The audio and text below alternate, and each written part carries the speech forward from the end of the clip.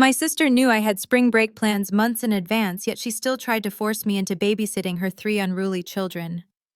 When I refused, her face flushed a deep crimson and the air in the room turned toxic. My father snapped at me, asking why I was so selfish and accusing me of only thinking about myself. I said nothing in response. I simply walked to the door and held it open. The next morning, they showed up at my doorstep with the kids and luggage just like they threatened they would.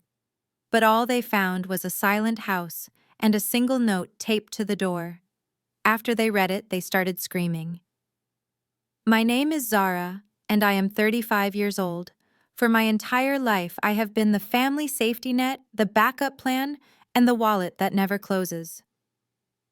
To my parents, Otis and Verna, and my younger sister, Tasha, I am just the single lonely workaholic with no life of her own. They think I work a boring data entry job that pays the bills but leaves me with too much free time. They have no idea that I'm actually a forensic accountant. I spend my days hunting down hidden assets for high-profile divorce cases and exposing corporate fraud for the federal government. I make more in a month than my brother-in-law Brad makes in a year, but I have learned that in my family money is like blood in the water. If you show it, the sharks will come. This past Thursday started like any other evening until I walked into my own apartment and found my family making themselves comfortable in my living room. I stood in the entryway, dropping my keys into the bowl and staring at the scene before me.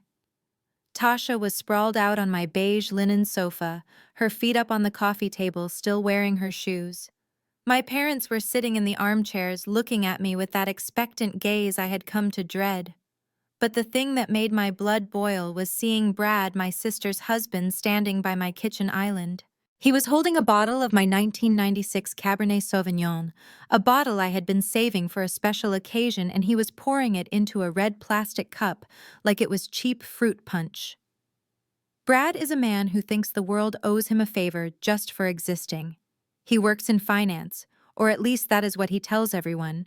He wears flashy watches and leases expensive cars, but I have always noticed the way he sweats when the check comes at dinner. He turned to me and raised the plastic cup in a mock toast. "Hey, Zara, you are finally home," Brad said with that arrogant smirk that always makes my skin crawl. "We were getting worried you were working overtime again." I walked over and took the bottle from the counter, placing it out of his reach. The cork was mangled. He had not even used the opener correctly. "What are you all doing here?" I asked, keeping my voice calm. "I did not give you a key, Tasha." My mother Verna waved her hand dismissively. "Oh, stop it, Zara. I gave her the spare key you left at our house for emergencies. This is a family emergency." I looked at them. No one was bleeding, no one was crying. Tasha looked perfectly fine, actually. She was scrolling on her phone, looking bored. "What emergency?" I asked. Tasha finally looked up. "Brad closed a huge deal today. A massive merger. He needs to celebrate and we need to reconnect. Our marriage has been so stressful lately with the kids and his work hours. We need a break." I waited for the punchline, but she just stared at me, expecting me to understand. "Okay," I said slowly. "Congratulations, Brad. But what does that have to do with me finding you in my living room on a Thursday night?" "We are going to Cabo," Tasha announced, dropping her phone onto the cushion. "We booked the flights an hour ago. We leave Saturday morning for a week, just the two of us. A second honeymoon." "That sounds nice," I said, feeling a headache forming behind my eyes. "I still do not see why you are here." "We need you to watch the kids," Tasha said, as if it were the most obvious thing in the world. "Mom and Dad cannot do it because Dad's back is acting up, and Mom has her church choir practice every night next week. So that leaves you." I stared at her. The audacity was breathtaking even for Tasha. She knew my schedule. She knew how hard I had been working on the Peterson case for the last 3 months. "No," I said. The room went silent. Brad stopped mid-sip. My father, Otis, frowned, his eyebrows drawing together. "What do you mean, no?" Tasha asked, her voice rising an octave. "I mean no," I repeated. "I cannot watch the kids next week. I have plans." "Plans?" my mother scoffed. "What plans could you possibly have, Zara? You are single, you have no children, you just sit in this apartment and type numbers all day. Your sister needs this. Her marriage is at stake. I took a deep breath. I had been looking forward to next week for 6 months. I had just closed the biggest audit of my career, exposing a $20 million embezzlement scheme. My bonus alone was enough to buy a luxury car. To celebrate, I had booked a first-class ticket to Miami. I had rented a private villa with a pool and a chef. I was going to turn off my phone, drink expensive champagne, and not speak to a single soul for 7 days. I am going to Miami, I said. My flight leaves Saturday morning too. I have already paid for everything. Cancel it, Brad said. He did not even look at me. He was looking at his reflection in my microwave door, fixing his hair. Just get a refund or a voucher. This is important, Zara. I just closed a deal that is going to change our lives. I need my wife with me and relaxed. I looked at Brad. I knew for a fact he had not closed any deal. I keep my ear to the ground in the financial world. The firm he works for has been shedding staff for months, and rumors were swirling that they were under investigation. But to my parents, Brad was the golden ticket. He was white, he wore suits, and he threw around big financial terms they did not understand. They worshipped him. I am not canceling my trip, I said, my voice hardening. I have worked 80-hour weeks since January. I deserve a break just as much as you do. Hire a nanny. A nanny, Tasha shrieked. Do you know how much that costs? We cannot afford a 24-hour nanny for a week. We are saving our money for the new house Brad is going to buy us. Then maybe you should not go to Cabo, I suggested. My father slammed his hand down on the armrest of the chair. Enough, Zara. Why are you so selfish? You only think about yourself. Your sister asks you for one small favor, and you throw your money around like it makes you better than us. You are going to Miami to do what? Lay on a beach alone. It is pathetic. It stung. It always stung when my father spoke to me like that. He looked at Tasha with such pride, even though she had never held down a job for more than 6 months. He looked at me with disappointment, even though I had paid off their car loan 2 years ago anonymously, just to stop them from complaining about the payments. It is not a favor, Dad, I said. Watching 3 children under the age of 7 for a week is a full-time job. And I am not doing it. I am going on my vacation. My mother stood up, walking over to me and putting a hand on my shoulder. Her touch was heavy and cold. Zara, listen to me. Brad is a good man. He has high standards. If Tasha does not keep him happy, if she does not go on this trip and give him the attention he needs, he might look elsewhere. Do you want that on your conscience? Do you want to be the reason your sister's family falls apart just because you wanted to go swimming in Miami? The manipulation was so thick I could taste it. They were weaponizing my sister's insecurity and their own desperation to keep a wealthy son-in-law in the family. They were terrified that if Brad left, the imaginary gravy train would stop. That sounds like a Brad problem, not a me problem, I said, stepping away from her. Brad turned around slowly, leaning back against the counter. He looked me up and down, his eyes filled with that familiar condescension. He reached into his pocket and pulled out a money clip. He peeled off 5 $100 bills and crumpled them in his fist before tossing them onto my kitchen table. There, he said. $500. That covers your little plane ticket and whatever cheap motel you booked. Consider it charity. Now you are getting paid. Are we done here? I looked at the crumpled bills on the table. $500. The champagne I was going to drink on the plane cost more than that. He thought he could buy me. He thought he could throw scraps at me and I would wag my tail. I felt a cold calm settle over me. It was the same feeling I got right before I handed over a subpoena to a corrupt CEO. It was the feeling of knowing exactly where the bodies were buried and exactly when I was going to dig them up. Get out, I said. What? Tasha asked. Get out of my house, I said louder. All of you, take your feet off my table, take your cheap manipulation, and get out. I am not babysitting. I am not canceling my trip. And Brad, if you ever throw money at me again, I will make you eat it. Brad laughed, a short barking sound. You are hysterical, Zara. You need a man. That is your problem. You are bitter because Tasha has a life and you have a spreadsheets. I walked to the front door and threw it open. The hallway air was cool. Leave, now, or I call the police and report intruders. And since I am the only name on the lease and you do not have a key anymore, I think they will side with me. I held out my hand to my mother. Give me the key, Mom. She looked shocked. She dug into her purse and slapped the key into my palm. You are a cold, heartless girl, she spat. I do not know how I raised you. They filed out one by one.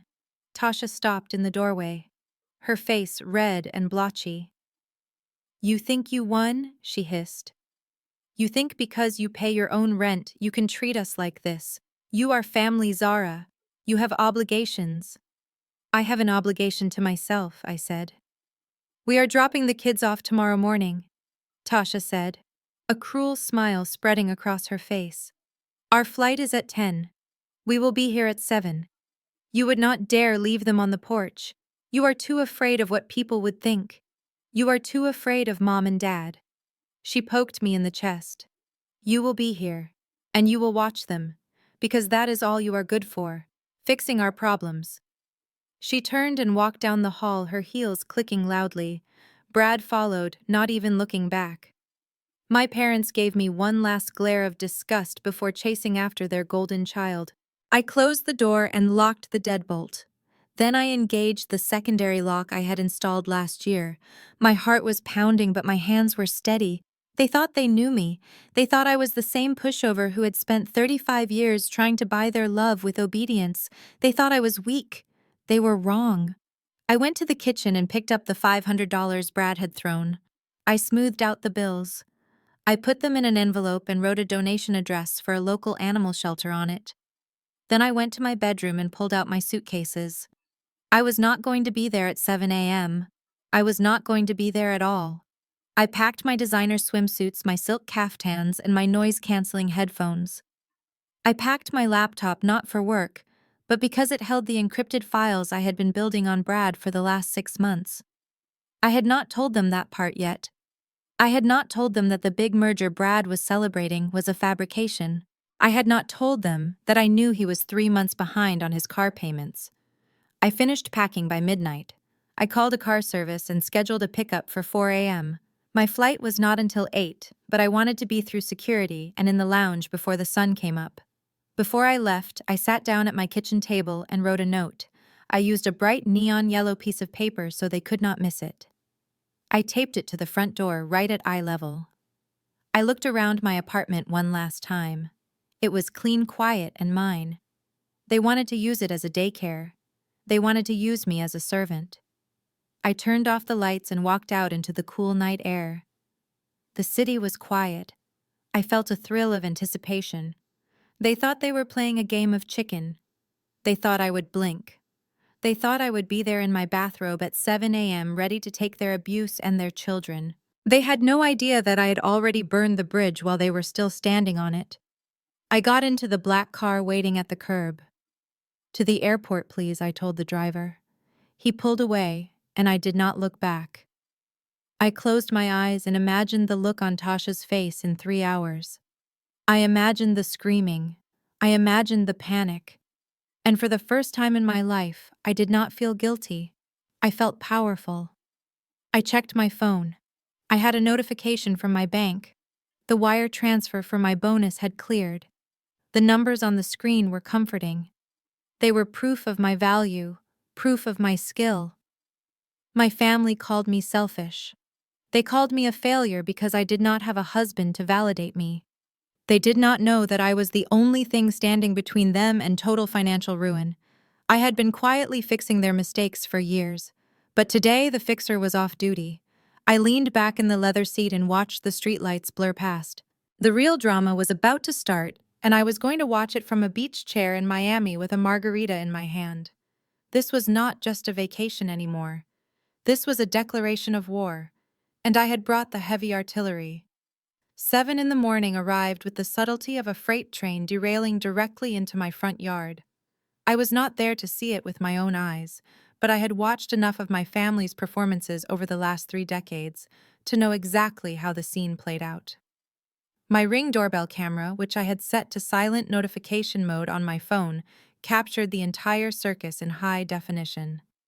Tasha's oversized SUV pulled into my driveway, essentially taking up the entire space and blocking the walkway. The doors flew open before the engine even cut off. It was a parade of chaos. My 3 nephews spilled out onto the pavement screaming and shoving each other, already overstimulated and underparented. They were dragging backpacks that looked too heavy for them and holding tablets that were blaring cartoons at maximum volume. Then came Tasha. She stepped out of the passenger seat looking every inch the vacationing princess. She wore a wide-brimmed sun hat and oversized sunglasses, even though it was overcast and barely 50 degrees in DC. She began barking orders, immediately pointing at the trunk and snapping her fingers at Brad. Brad emerged from the driver's seat looking like he had slept in his suit. He looked miserable, but in that arrogant way where he clearly blamed everyone else for his discomfort. He started hauling suitcases out of the trunk.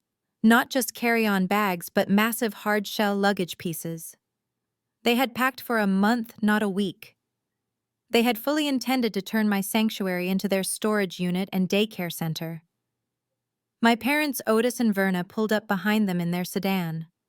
My mother stepped out, smoothing her church dress, clutching her purse tightly. She looked up at my apartment windows, shaking her head with that pursed lip expression of disappointment she usually reserved for when I wore my natural hair to family gatherings. My father, Otis, looked at his watch impatiently. They marched up the walkway like an invading army. Tasha was the first to reach the door. She did not knock. She did not ring the bell. She simply tried the handle, expecting it to be unlocked for her. When it did not turn, she let out a huff of annoyance that the microphone picked up clearly. Zara opened the door. Tasha shouted, pounding her fist against the wood. "We are here! Stop playing games!" There was no answer because the apartment was empty. The silence from the other side of the door seemed to infuriate her. She pounded harder. "Zara! I know you are in there!" Tasha screamed. Her voice was shrill enough to wake the neighbors 3 doors down. "We have to be at the airport in 2 hours. Open this door right now." Brad walked up, dragging 2 suitcases behind him. He looked at the door, then at Tasha. "Is she seriously not opening it?" Brad asked, his voice dripping with disdain. "I told you she would be difficult. She is probably in there pouting because I threw money at her last night." "She is just being dramatic," my mother Verna said, stepping up onto the porch. "She wants us to beg. She wants to feel important." Otis stepped forward, his heavy boots thudding on the wood. "Open the door, Zara," he bellowed. "This is ridiculous. You are acting like a child. We have the boys here and they need breakfast." Still there was silence. The only sound was the wind rustling the bushes and the kids arguing over a game on their tablets in the driveway. Tasha turned to my mother. "Mom, give me the key. I know you have it." I had given my mother a spare key 5 years ago for emergencies. Real emergencies like a fire or a flood. Not for a forced babysitting hijacking. I had almost forgotten she had it until last night. Verna dug around in her oversized handbag, her keys jingling. She pulled out the single silver key with a smug look on her face. "I told you we should have just used this first," she said. "She is probably asleep. You know how lazy she gets on weekends." Lazy. The word made me laugh bitterly from my seat in the quiet cabin of the plane, but I kept watching the feed. Verna jammed the key into the lock and turned it. The deadbolt clicked. Tasha pushed past her mother, throwing the door open with a triumphant smirk. "Surprise," Sister Tasha yelled, stepping into the foyer. "Wakey, wakey, it is time to earn your keep." She strode into the living room, expecting to find me curled up on the couch or scrambling out of my bedroom in my pajamas, but she stopped dead in her tracks. The smirk slid off her face like slop. The apartment was not just quiet, it was sterile.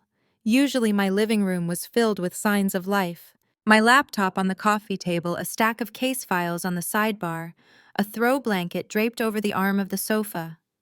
Now it was stripped bare. The surfaces were clear, the blinds were drawn tight. The air was stale and cold because I had turned the thermostat down to 55 degrees before I left.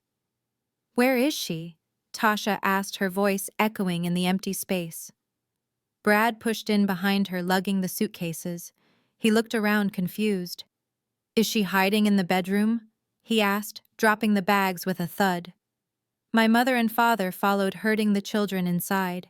The kids immediately started running toward the kitchen looking for snacks, but they stopped when they saw the counters. There was nothing. No fruit bowl, no cookie jar. I had cleared everything. My mother walked to the hallway, peering into my bedroom. The door was open. The bed was made with military precision, the comforter pulled tight. The closet door was open, revealing empty hangers where my favorite coats usually hung. "She is not here," Verna whispered. "She actually left." "No, she didn't." Tasha snapped, spinning around in a circle. "She is bluffing. She is probably at the store. Or she went for a run. She would not leave. She knows we have this trip." Otis walked over to the kitchen island. It was completely bare except for one single object, a piece of bright neon yellow paper taped to the granite countertop. It was impossible to miss. "What is that?" Otis asked, pointing a trembling finger at the note. Tasha marched over and ripped the note off the counter. Brad leaned over her shoulder, reading along. As they read, I saw the color drain from Tasha's face. Then the red flushed back into her cheeks, darker and angrier than before. "Read it," Verna demanded. "What does it say?" Tasha's hands were shaking. She read it out loud, her voice trembling with rage. "To my loving family," the note began. "By the time you read this, I will be somewhere over the Atlantic Ocean. I told you I had plans. I told you no. You chose not to listen because you do not respect me or my time." Tasha paused, choking on the words. Brad snatched the paper from her and continued reading, his voice hard and flat. "I left the house at 5 this morning. Do not bother looking for me. But here is the important part, so listen closely. This house is equipped with a smart lock system. I have programmed it to reset its encryption codes 5 minutes after the door is opened with the physical key. That means in exactly 5 minutes from the moment you walked in, the physical key my mother has will no longer work, and the deadbolt will auto-engage."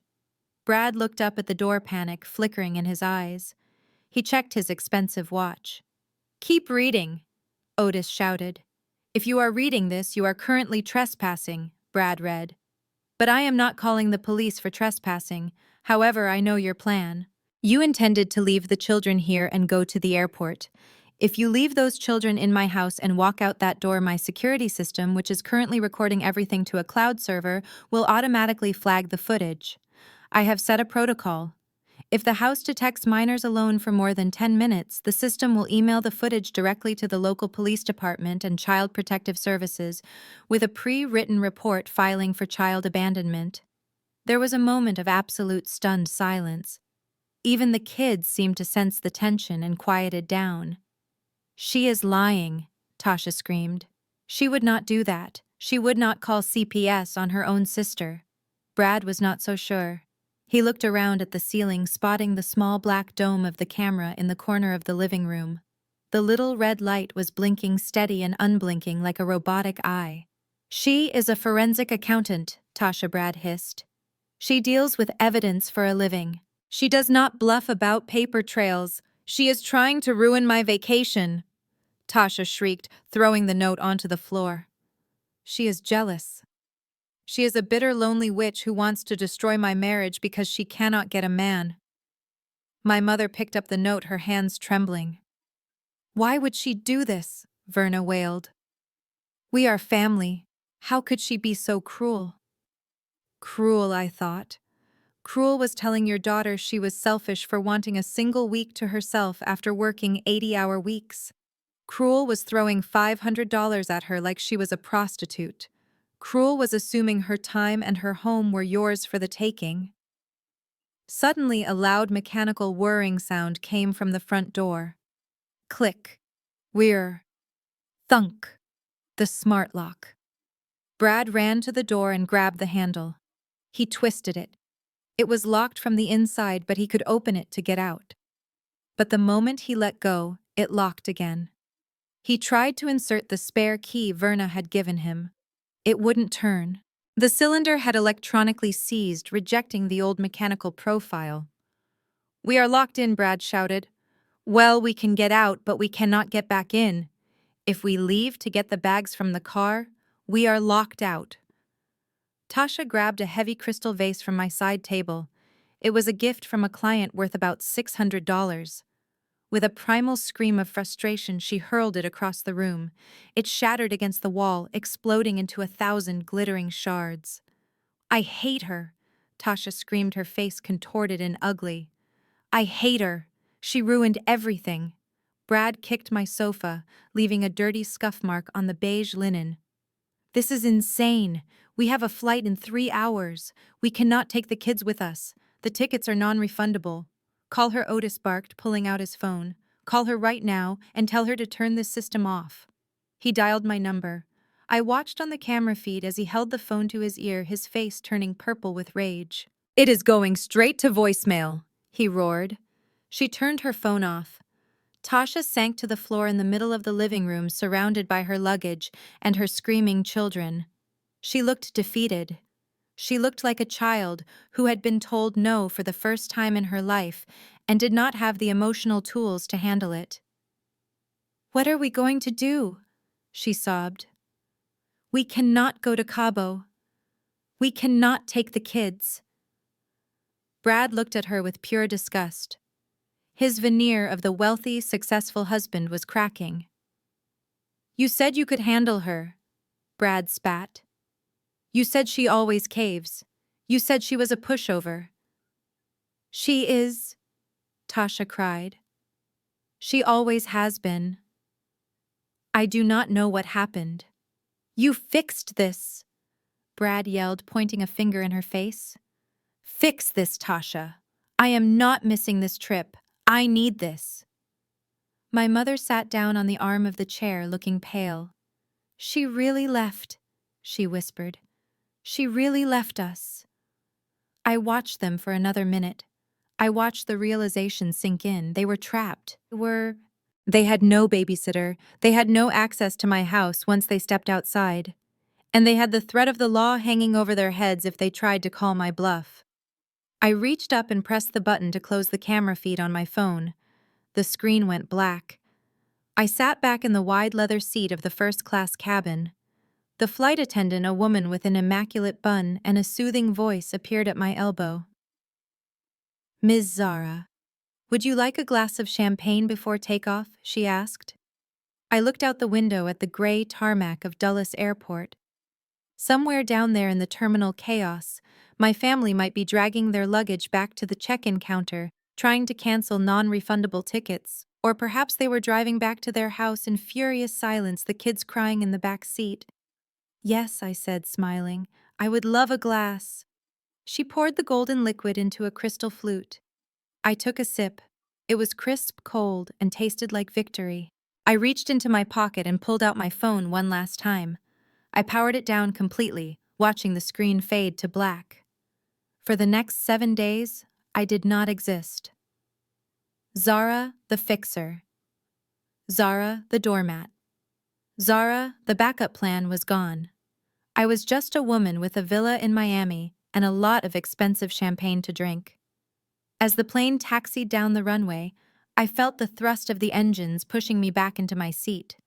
We lifted off, leaving the ground and the drama far below. I closed my eyes and let out a long, slow breath. The vacation had officially begun. And the best part was, I knew exactly what kind of financial hellfire was waiting for Brad when I got back. He thought missing a trip to Cabo was bad. He had no idea that I had the documents in my carry-on that would send him to federal prison for a very long time. But that was a problem for next week.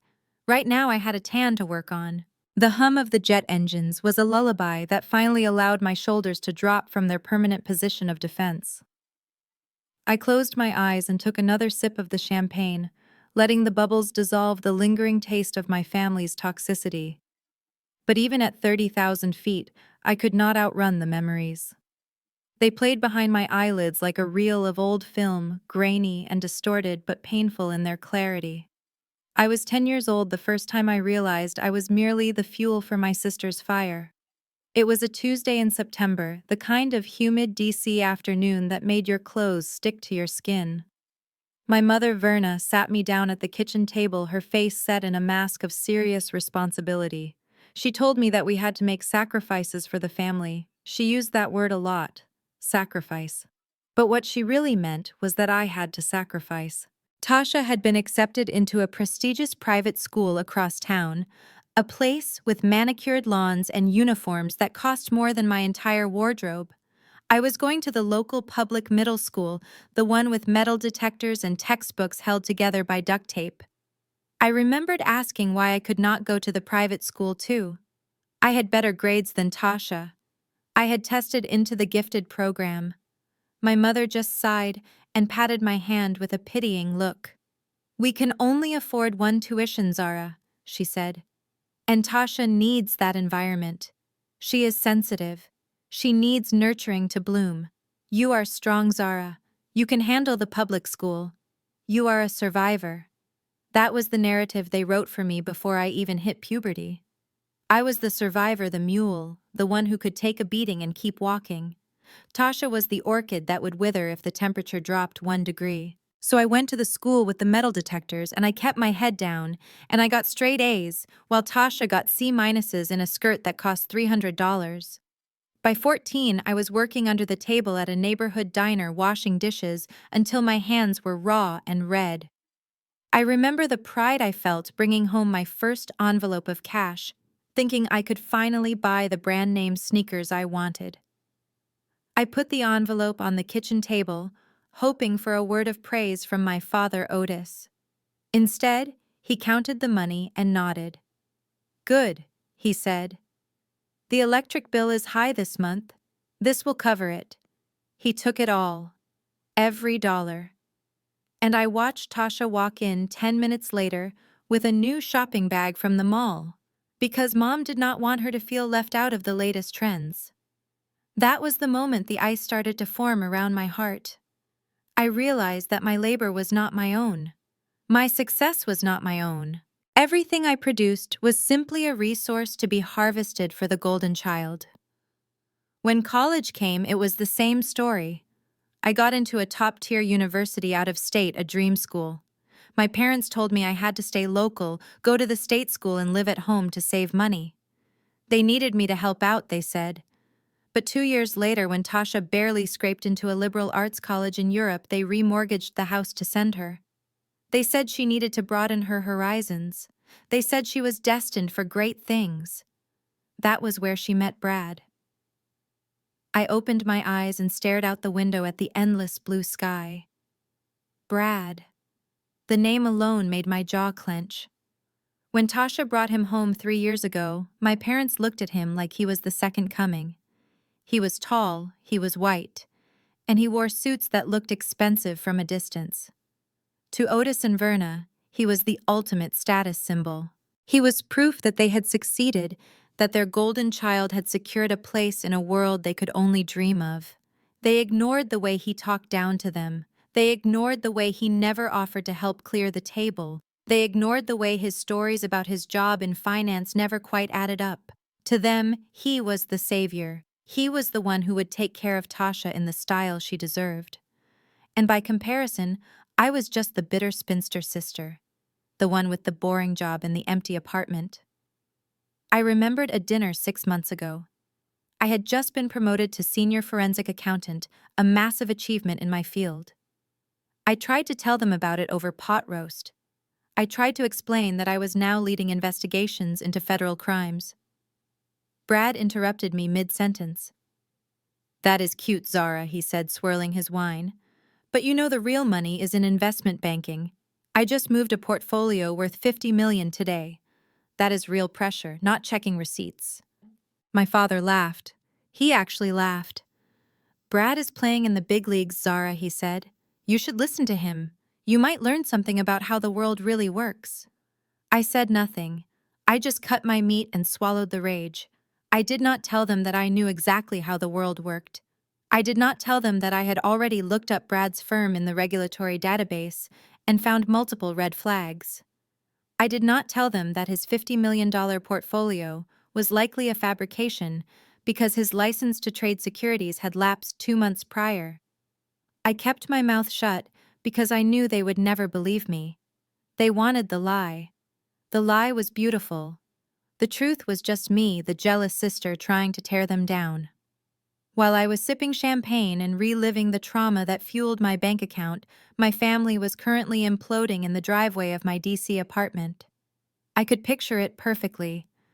The realization that they were locked out, the panic, the humiliation. They would have had to drag all those suitcases back to the cars while the neighbors watched from behind their curtains. Tasha would be sobbing, blaming everyone but herself.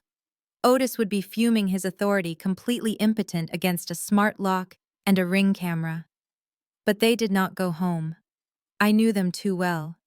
Tasha was not the type to accept defeat. She was the type to double down. Back on the ground in a cramped sedan that smelled of stale fast food and frustration, the air was thick with accusations. Tasha was in the passenger seat, scrolling frantically through her phone, her thumbs hitting the screen with violent force. "She is at the airport," Tasha shrieked. She posted a photo. "Look at this!" She shoved the phone into Verna's face. It was a picture I had posted on a private Instagram account, one they did not know I knew they followed. It was just a picture of a boarding pass tucked into a passport with a glass of champagne in the background. Location tagged Miami International Airport. "She is mocking us," Tasha screamed. "She is drinking champagne while I am stuck here with these kids. It is disgusting." "Mom, look at what she is doing to me." Verna shook her head, her face pinched and sour. "I never thought she could be this spiteful. We raised her better than this. To abandon her family. It is unnatural." Brad was driving, his knuckles white on the steering wheel. He was sweating. Not just from the anger, but from the fear. He had promised Tasha this trip. He had promised her a second honeymoon to distract her from the fact that the foreclosure notices were starting to pile up in their mailbox, notices he had been hiding. He needed this trip to maintain the illusion. If they stayed home, Tasha might check the mail. Tasha might notice that his car was gone because the repo man took it while they were sleeping. "We are not staying here," Brad said, his voice tight. "We are going to Miami." What Otis asked from the back seat, where he was squeezed in between two car seats. "What do you mean, Brad?" "I mean we are going to find her," Brad said. "She thinks she can run away and embarrass us. She thinks she can ruin my celebration. No one does that to me. I have resources. I have money. We are taking the whole family." Tasha stopped crying and looked at him, her eyes wide with adoration. "Really, baby? You would do that?" "Of course," Brad lied effortlessly. "I have plenty of miles. I will book us all on the next flight. We will go to Miami. We will find whatever hotel she is staying at, and we will drop these kids off. She wants to play games. We will play games. She is the aunt. She has a legal responsibility." Otis nodded sagely. "That is right. You cannot just run off when you have family obligations. She needs to learn a lesson." "But where is she staying?" Verna asked. "Miami is huge." Brad scoffed. "Please. She is basic. She probably booked the most popular tourist trap on the beach. Oh. Or she is staying at some cheap Airbnb to save money. I will find her. I can track her IP address from the photo she posted." He could do no such thing. He barely knew how to convert a PDF. But to my parents, he was a wizard. "We are going," Tasha declared, wiping her face. "We are going to Miami, and we are going to make her watch the kids. And then Brad and I are going to have our vacation. She owes us this. After the stress she caused this morning, she owes us." Brad pulled the car over into the breakdown lane. He pulled out his phone and opened a travel app. His hands were shaking slightly. He had 3 credit cards in his wallet. 2 were maxed out. The third was a high-interest card he had opened last week under a shell company name. It was a desperate move, a criminal move, but he felt he had no choice. He had to keep the charade going. He booked 6 tickets, economy, the cheapest flight he could find, which had a layover in Atlanta, and arrived at midnight. It cost nearly $4,000. He swiped the card.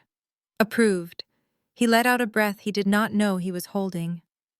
"Got it," he said, turning to flash a grin that didn't quite reach his dead eyes. "We are booked. Flight leaves in 3 hours.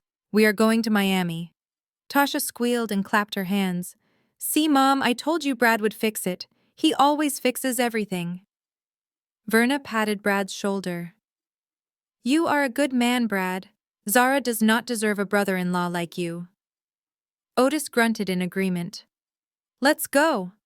I want to see the look on her face when we show up." They merged back onto the highway, heading for the airport, fueled by spite and delusion. They had no hotel reservation. They had no rental car. They had 3 cranky children, and no plan other than to hunt me down and force me into submission. I was unaware of this specific development as I landed in Miami, but I felt a prickle on the back of my neck. Intuition. The same instinct that told me where to look for hidden offshore accounts was telling me that this was not over. I collected my bag and walked out into the humid Florida heat. The air smelled of salt and exhaust. I hailed a white SUV and gave the driver the address of the villa. It was not a hotel. It was a private residence on Star Island, gated, secluded, and costing more per night than my father made in 3 months. I had earned this. Every penny. As the car crossed the causeway, I pulled out my laptop. I had a few hours before dinner. I decided to do a little digging. If my family was going to declare war, I needed to make sure my ammunition was ready. I opened the file labeled Brad Investigation. It was thick with digital evidence, bank statements showing transfers to gambling sites, emails to loan sharks, and the pièce de résistance, a series of documents showing that he had forged my parents' signatures on a home equity line of credit 3 months ago. He had drained $60,000 of equity from their home, the home they had lived in for 40 years, the home they planned to retire in. They did not know. They were sitting in the back of his car right now, praising him, calling him a savior while he drove them toward financial ruin. I closed the laptop and looked out at the ocean. The water was turquoise and calm. "Come and find me," I whispered. "Please. Come and find me. Because when you do, I am not just going to hand over the kids, I am going to hand over the truth. And it is going to destroy you." The villa on Star Island was a fortress of white marble and glass, standing in stark contrast to the chaotic, cramped row house I had grown up in. I dropped my bags in the foyer and walked straight out to the terrace. The humidity of Miami hit me like a physical weight, but it was welcome. It felt real. The infinity pool stretched out toward the bay, merging seamlessly with the turquoise water. I took a deep breath, filling my lungs with salt air and silence. My family thought I was a data entry clerk. They thought I spent my days mindlessly typing numbers into spreadsheets for a mid-level accounting firm. It was a carefully constructed lie, one I had maintained for a decade. It was the only way to protect myself. If they knew the truth, they would have bled me dry years ago. I am a forensic accountant. I do not just count money, I hunt it. I work for a private firm that contracts with the government and high-net-worth individuals. When a billionaire suspects his wife is siphoning assets to an offshore account in the Caymans, they call me. When the SEC catches a whiff of a corporate Ponzi scheme, but cannot find the smoking gun, they call me.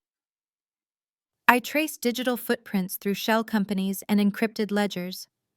I find the money that people, desperate people, dangerous people try very hard to hide.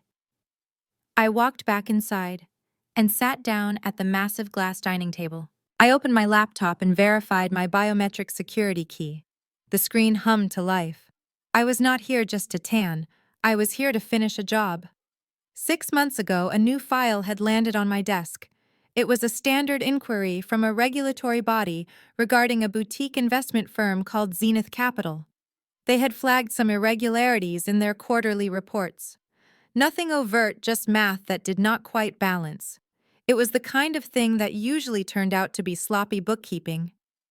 But then I saw the name on the list of managing partners, Bradley J. Thompson. Brad. My stomach had dropped. I knew Brad liked to play the big shot. I knew he leased cars he could not afford and wore knockoff watches that he claimed were vintage Rolexes.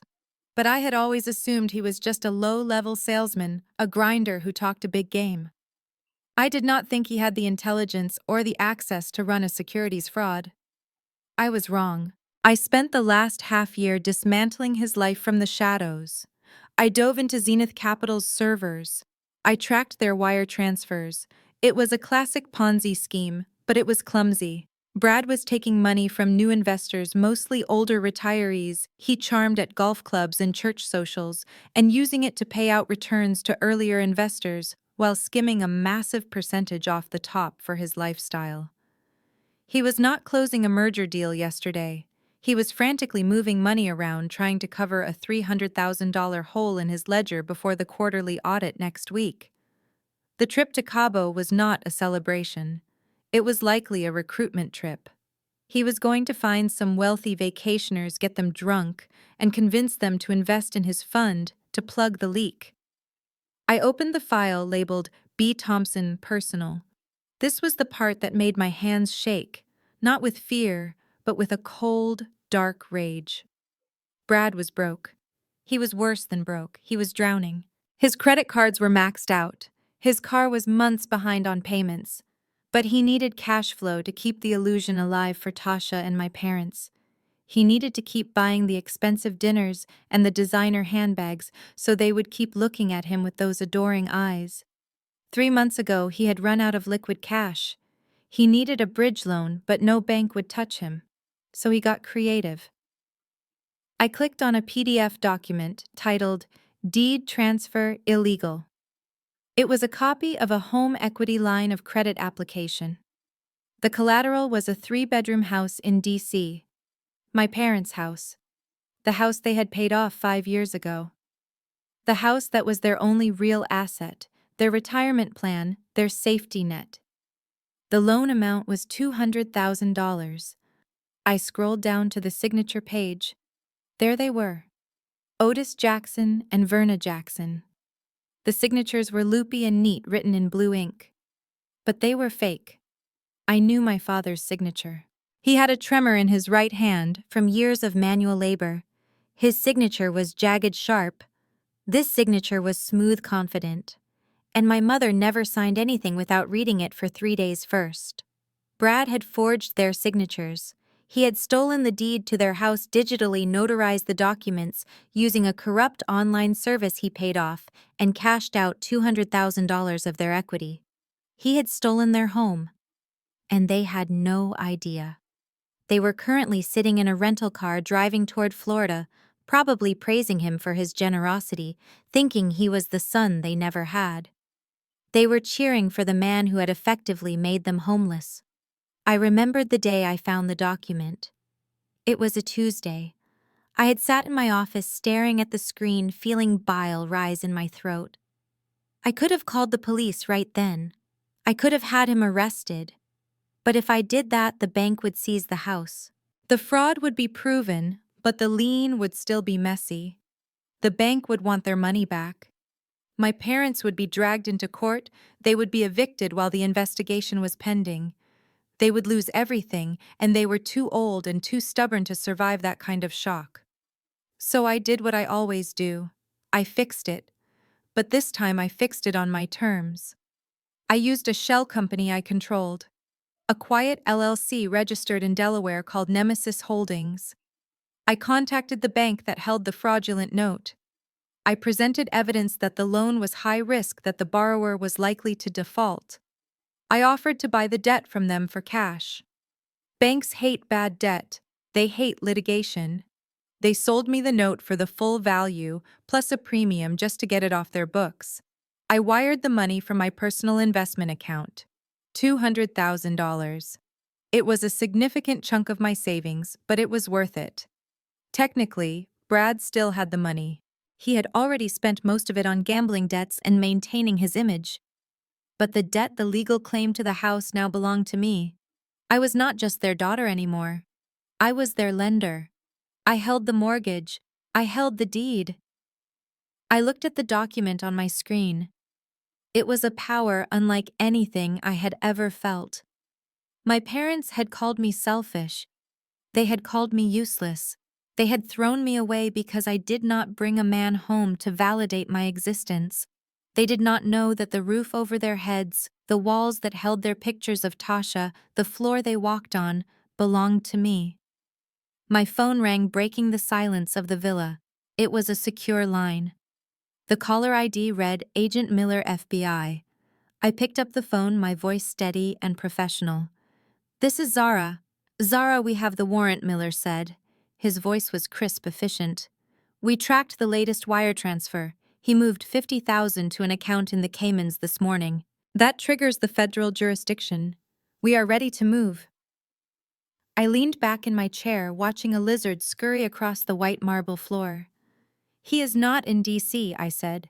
"He is in transit. He is coming to Miami."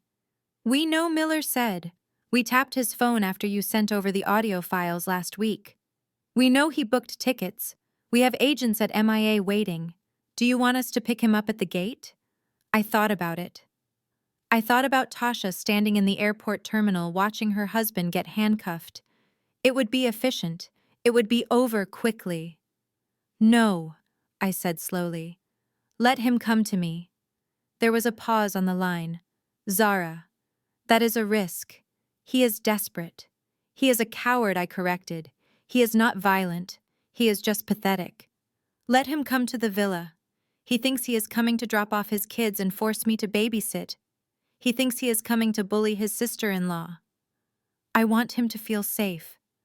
I continued, my voice dropping to a whisper. "I want him to walk into this house thinking he has won. I want him to see me. I want him to realize that the woman he mocked, the woman he threw $500 at, is the one who ended him. I want my family to see it. I want my parents to watch."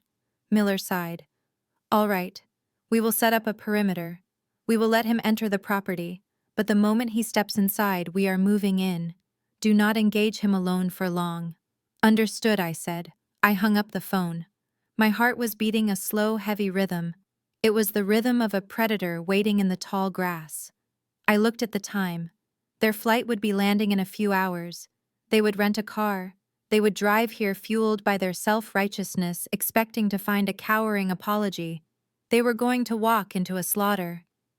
I stood up and walked to the kitchen. I opened a bottle of sparkling water. I needed a clear head. I closed the Brad file and opened another one. This one was just a spreadsheet. It was a tally of every dollar I had spent on them over the years. The car payments I had secretly made, the medical bills I had paid off by calling the hospital billing department and pretending to be an anonymous donor, the times I had slipped cash into my mother's purse when she wasn't looking. The total was over $80,000, and they still treated me like a parasite. I closed the laptop with a snap. That part of my life was over. The silent benefactor was dead. I went to the bedroom and changed. I took off my travel clothes. I put on a white silk dress that flowed like water. I put on my diamond earrings, the ones I bought myself for my 30th birthday. I applied my makeup carefully. If I was going to execute my brother-in-law and evict my parents, I was going to look like a queen while I did it. I walked back out to the pool area. The sun was beginning to set, painting the sky in shades of violet and bruised orange. It was beautiful. I sat down on a lounge chair facing the entrance of the villa. I crossed my legs. I waited. The smart gate at the front of the driveway chimed a notification on my phone. Motion detected. They were here. I watched the security feed on my phone. A rental minivan pulled up to the gate. Brad was driving. He looked exhausted and furious.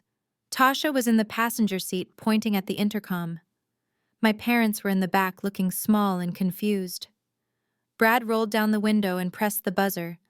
I picked up my phone and spoke into the app, my voice amplified through the speaker at the gate. "Hello, Brad." "Who is this?" Brad barked. "Open the gate. We know you are in there, Zara." I pressed the button to open the gate. The heavy iron doors swung inward slowly, majestically. "Come on in," I whispered to the empty air. "Welcome to my world." The minivan drove up the long driveway, passing the manicured palms and the fountains. They parked in front of the massive double doors. They spilled out of the car, dragging the children and the luggage. They did not look at the architecture. They did not look at the view. They only looked at the front door, their eyes fixed on their target. They thought they were the hunters. They had no idea they were the prey. I stood up and walked to the glass doors that separated the living room from the pool deck. I unlocked them and slid them open. I stood in the center of the living room, bathed in the golden light of the chandelier. I waited for the banging to start. It didn't take long. Brad pounded on the door. "Open up, Zara. We know you are in there." I walked to the front door and unlocked it. I swung it open wide. They stood there, a tableau of disheveled rage. Tasha's hat was crooked. My mother's dress was wrinkled. Brad was sweating through his shirt. "Well," I said, leaning against the doorframe, "you made good time." "You bitch!" Tasha screamed, pushing past me into the house. "You left us. You actually left us." She stopped when she saw the interior of the villa. The marble floors, the art on the walls, the sheer scale of the wealth on display. Her mouth fell open. "Whose house is this?" she whispered. "Mine," I said, closing the door behind them. Brad walked in, looking around with a sneer. "You rented this," he scoffed. "With what money? Did you take out a loan? You are going to be paying this off for 10 years. I walked past him to the center of the room. My heels clicked on the marble. "I did not rent it, Brad. I own it. Just like I own the debt you tried to hide. Just like I own the house you stole from our parents." The silence that followed was heavy and suffocating. "What are you talking about?" Otis asked, stepping forward. "What house?" I looked at my father. I looked at the man who had taken my paper route money to pay the electric bill. "Ask him," I said, pointing at Brad. "Ask your golden boy what he did with your signature 3 months ago." Brad's face went the color of ash. He looked at the door. He looked at me. He knew. In that second, he knew that I knew everything. I smiled, and it was the coldest smile I had ever worn. "Sit down," I said. "We have some accounting to do." While I was having a hot stone massage in the private spa pavilion of my rented villa, my family was entering the 7th circle of hell, otherwise known as Terminal C at Dulles International Airport. I could picture it with crystal clarity because I knew their habits and I knew their finances better than they did. I laid on the massage table, listening to the sound of the ocean and imagining the chaos unfolding 1,000 miles north. Brad would have marched them to the check-in counter with his chest puffed out, trying to project an image of wealth that he simply did not possess. He would have chosen the budget airline, the one notorious for charging extra for carry-on bags and water, because despite his talk of mergers and acquisitions, he was cash poor and drowning. I imagined him slamming his platinum credit card onto the counter, the metal clinking against the laminate surface. "Check 6 bags," he would have demanded, not even looking the agent in the eye. "And put us in the exit row. I need the legroom." The agent, tired and underpaid, would have typed in the information. Then there would have been a pause, a frown, the sound of keys clacking. "Sir, this card has been declined." The words would have hung in the air like a foul smell. Tasha, standing behind him with her oversized sunglasses, would have frozen. My mother, Verna, would have let out a small gasp, clutching her purse closer to her chest. "Try it again." Brad would have snapped his face, turning that blotchy red color he gets when his ego is bruised. "It is a fraud protection hold. I just moved some large assets around." "Run it again." The agent would have run it again. Declined. I sipped my cucumber water in Miami, savoring the phantom image of Brad digging through his wallet, sweating through his dress shirt. He would have had to pull out the backup card, the predatory high-interest card he kept for emergencies, the one with a limit that was dangerously close to maxing out. He would have swiped it, praying to a god he didn't believe in, approved. But the humiliation would have already set in. My father Otis would be grumbling about incompetence. Tasha would be snapping at the kids who were likely running circles around the stanchions fueled by sugar and neglect. The flight itself would have been a masterpiece of misery. I imagined them squeezed into the narrow seats of the economy cabin, knees pressing into the plastic trays in front of them. Brad would have taken the aisle seat, leaving Tasha in the middle with the baby on her lap and my mother by the window. Otis would be in the row behind them, kicking the seat every time he shifted his bad back. About an hour into the flight, the baby would have started crying. Not a whimper, but a full-throated scream of discomfort. Tasha would have reached into her designer diaper bag, only to find it empty. "Mom, give me a wipe." Tasha would say, her voice rising over the roar of the engines. "I do not have any wipes." Verna would reply, affronted. "Why would I have wipes? They are your children, Tasha." "You said you packed the bag," Tasha would hiss. "You said you would help." I am holding a screaming baby, and Brad is trying to work. Brad was not working. He was staring at a blank spreadsheet on his laptop, pretending to analyze market trends, while actually calculating how much credit he had left to survive this trip. He would have put on his noise-canceling headphones, ignoring his wife and the screaming child beside him. The smell of a dirty diaper would have slowly filled the pressurized cabin. The passengers around them would start to turn around, shooting daggers with their eyes. Tasha would be frantic, blaming everyone but herself. "Why is this happening to me?" she would wail. "Zara is probably drinking cocktails right now while I am covered in filth. It is not fair." She was right about one thing. I was drinking cocktails. As they touched down in Atlanta for their layover, I was sitting on the terrace of the villa enjoying a plate of stone crab claws and a glass of chilled Sancerre. The sun was setting, painting the Miami sky in strokes of violet and gold. I felt a deep sense of peace, knowing that they were currently rushing through the Atlanta airport, dragging screaming children and heavy bags, trying to make a tight connection.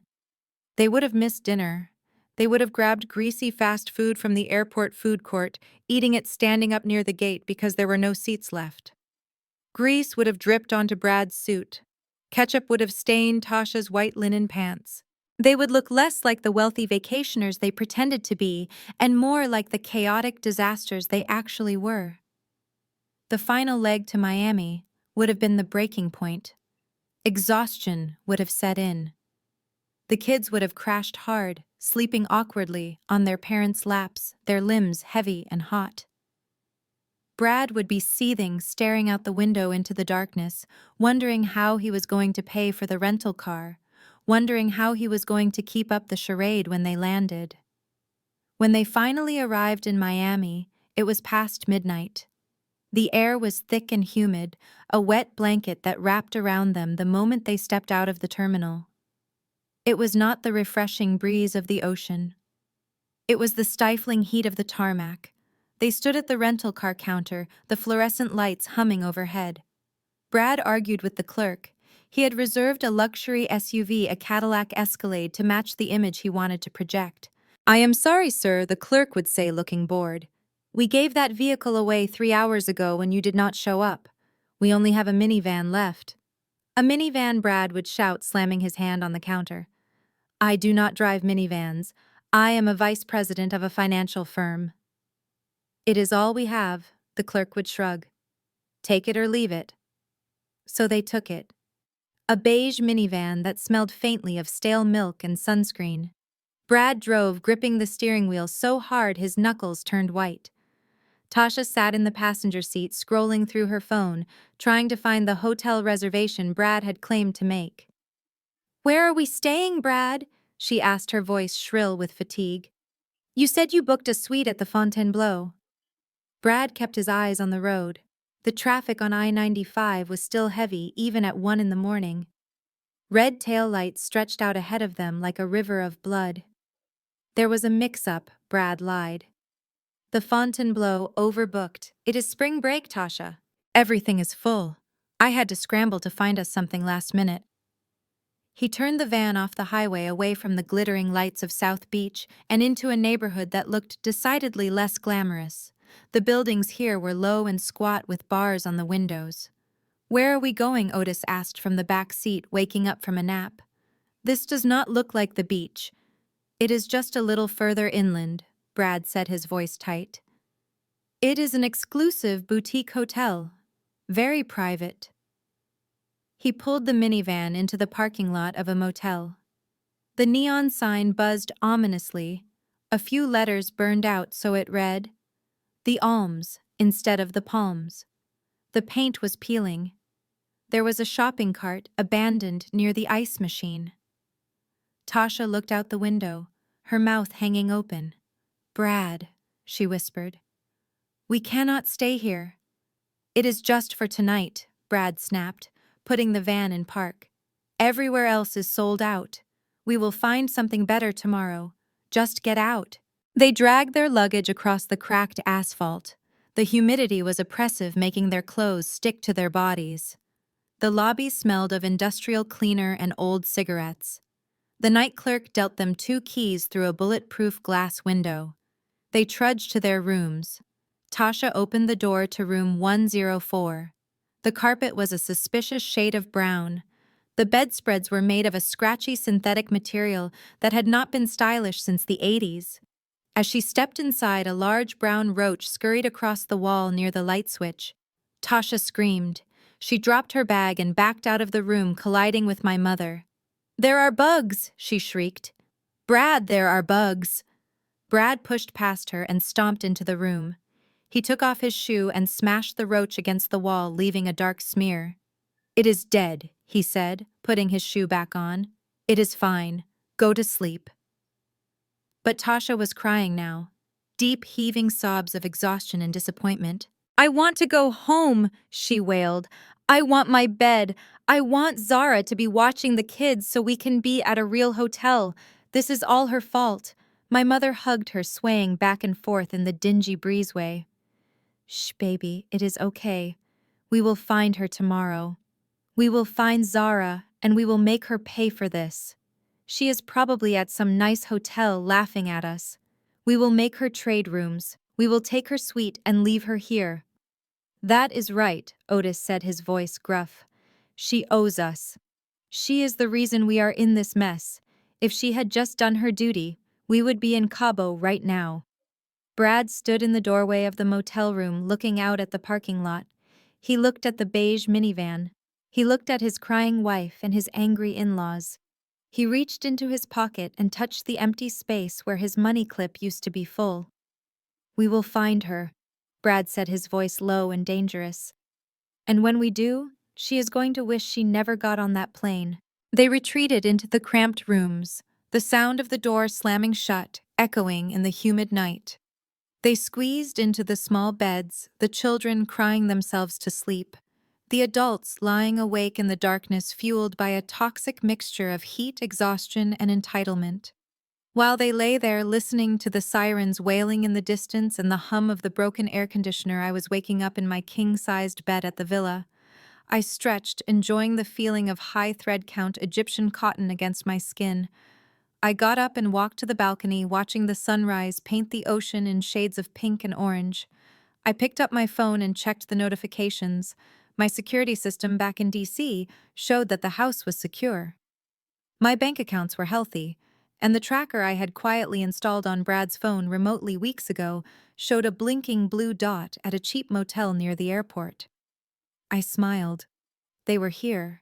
They were miserable, and they were coming for me. Let them come, I thought, taking a deep breath of the fresh morning air. I went back into the kitchen and started the espresso machine. I had a feeling I was going to need the caffeine. Today was going to be a very busy day. The trap was set, the bait was taken, and the rats were running right toward the cliff. The morning sun hit the peeling paint of the Alms Motel with the force of a physical blow, baking the concrete parking lot until heat waves radiated off the asphalt. Inside room 104, the air conditioning unit rattled and wheezed, blowing lukewarm air that smelled of mildew and despair. Tasha sat on the edge of the bed, still wearing yesterday's clothes, her eyes glued to the glow of her phone screen.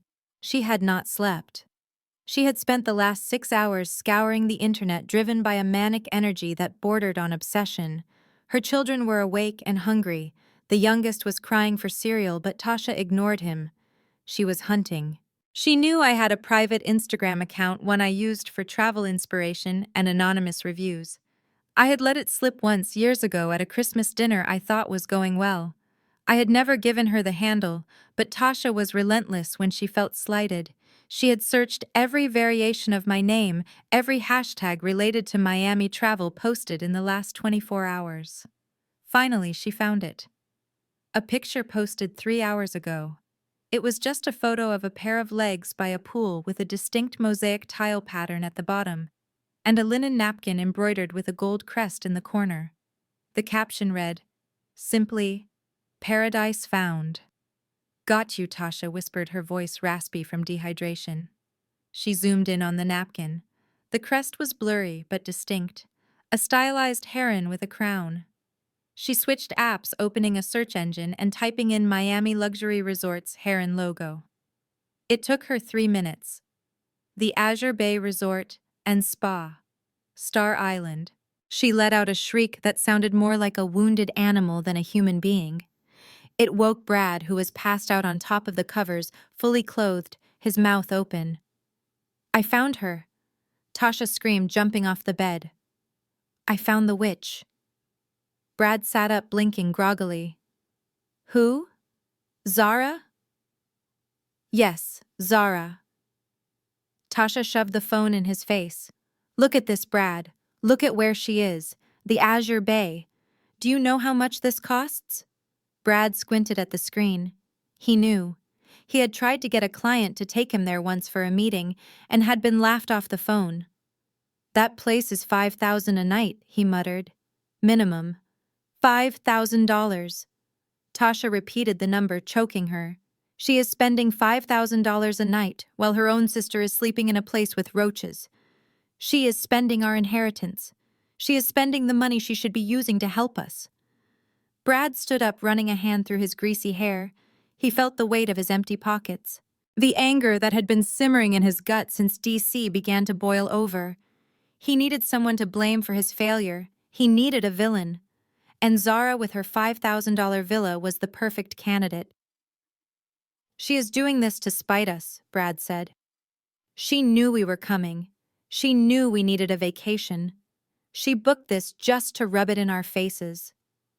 In the adjoining room, my parents were having a different kind of meltdown. Verna was sitting in the only chair, clutching her rosary, complaining about her back. The mattress had been lumpy and the pillows smelled like smoke. "I cannot believe she would do this to us," Verna moaned. "I raised her better. I took her to church every Sunday. I taught her to honor her father and mother. And she leaves us in this squalor." Otis paced the small room, his bad knee clicking with every turn. "It is disrespectful, Verna. That is what it is. It is a lack of home training. She thinks because she has a little money she is better than her people. She thinks she can look down on us." He did not mention that Brad was the one who booked the motel. He did not mention that Brad was the one who claimed to have lost his wallet, or whatever lie he had spun last night to explain the lack of a luxury suite. In their minds, Brad was a victim of circumstance just like them. Zara was the architect of their misery. If she had just done her job. Otis grumbled, "We would be in Cabo right now. We would be on a beach." Brad worked hard for that trip. He earned it. And she stole it from him. There was a knock on the connecting door. Tasha burst in, her eyes wild. "We know where she is," Tasha announced, breathless. "Where?" Verna asked, standing up painfully. "The Azure Bay, on Star Island." "It is a fortress, Mom. It is where celebrities stay. She is living like a queen while we are rotting here." Otis's face darkened. "Star Island. She is throwing our money away. That is money she could have put into the family pot. That is money she could have used to help you with the house, Tasha." Brad stepped into the doorway, filling the frame. He had splashed water on his face and buttoned his wrinkled jacket, trying to regain some semblance of authority. "We are going there," he said, his voice deep and commanding. "Now?" Verna asked, looking at her disheveled reflection in the mirror. We look a mess, Brad. We cannot go to a place like that looking like this. We are going exactly like this, Brad said. Let everyone see. Let the staff see what kind of woman she is. Let them see her family suffering while she sips cocktails. It will shame her. Tasha nodded vigorously. Yes, we will make a scene. We will show everyone who she really is. A selfish, cold-hearted spinster who abandoned her nephews. But how do we get there? Otis asked. We still have this van. We drive, Brad said. It is only 20 minutes away. Pack up. We are checking out of this dump. We are not spending another minute here. Checking out, Verna asked nervously. But where will we sleep tonight? Brad smiled a smile that didn't reach his eyes. We are sleeping at the Azure Bay Verna. Zara has plenty of room. She is going to host us whether she likes it or not. She owes us that much. And if she refuses, well, I think the management might be interested to know that their guest is harboring a fugitive from family responsibility. He believed his own lies. He truly believed he could bully his way into a 5-star resort. He believed that his presence alone would make me crumble. They packed their bags in a frenzy. Tasha threw the kids' clothes into the suitcases, not bothering to fold them. She was fueled by righteous indignation. She felt entitled to my vacation. She felt entitled to my money. In her mind, I was just a placeholder for the resources that rightfully belonged to her, the golden child. They loaded the beige minivan, the heat of the day already oppressive. The kids were crying again, hungry and hot. Shut up, Tasha snapped at her youngest. We are going to see Auntie Zara. She has a pool. She has ice cream. Just wait. They piled in, sweating and miserable. Brad turned the key. The engine sputtered before catching. He navigated the van out of the motel parking lot and onto the causeway. The drive was a study in contrasts.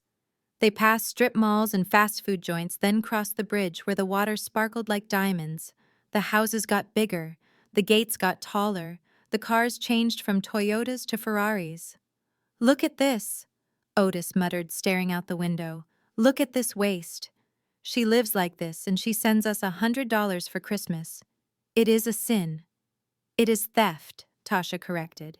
She is stealing our future. They reached the security checkpoint for Star Island. A guard booth blocked the road. A uniformed officer stepped out, holding up a hand. Brad rolled down the window.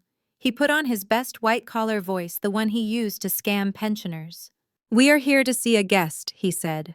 Zara Jackson, at the Azure Bay. The guard looked at the minivan. He looked at the sweating, angry family packed inside. He looked at his clipboard. I do not have a Zara Jackson on the list, sir, the guard said.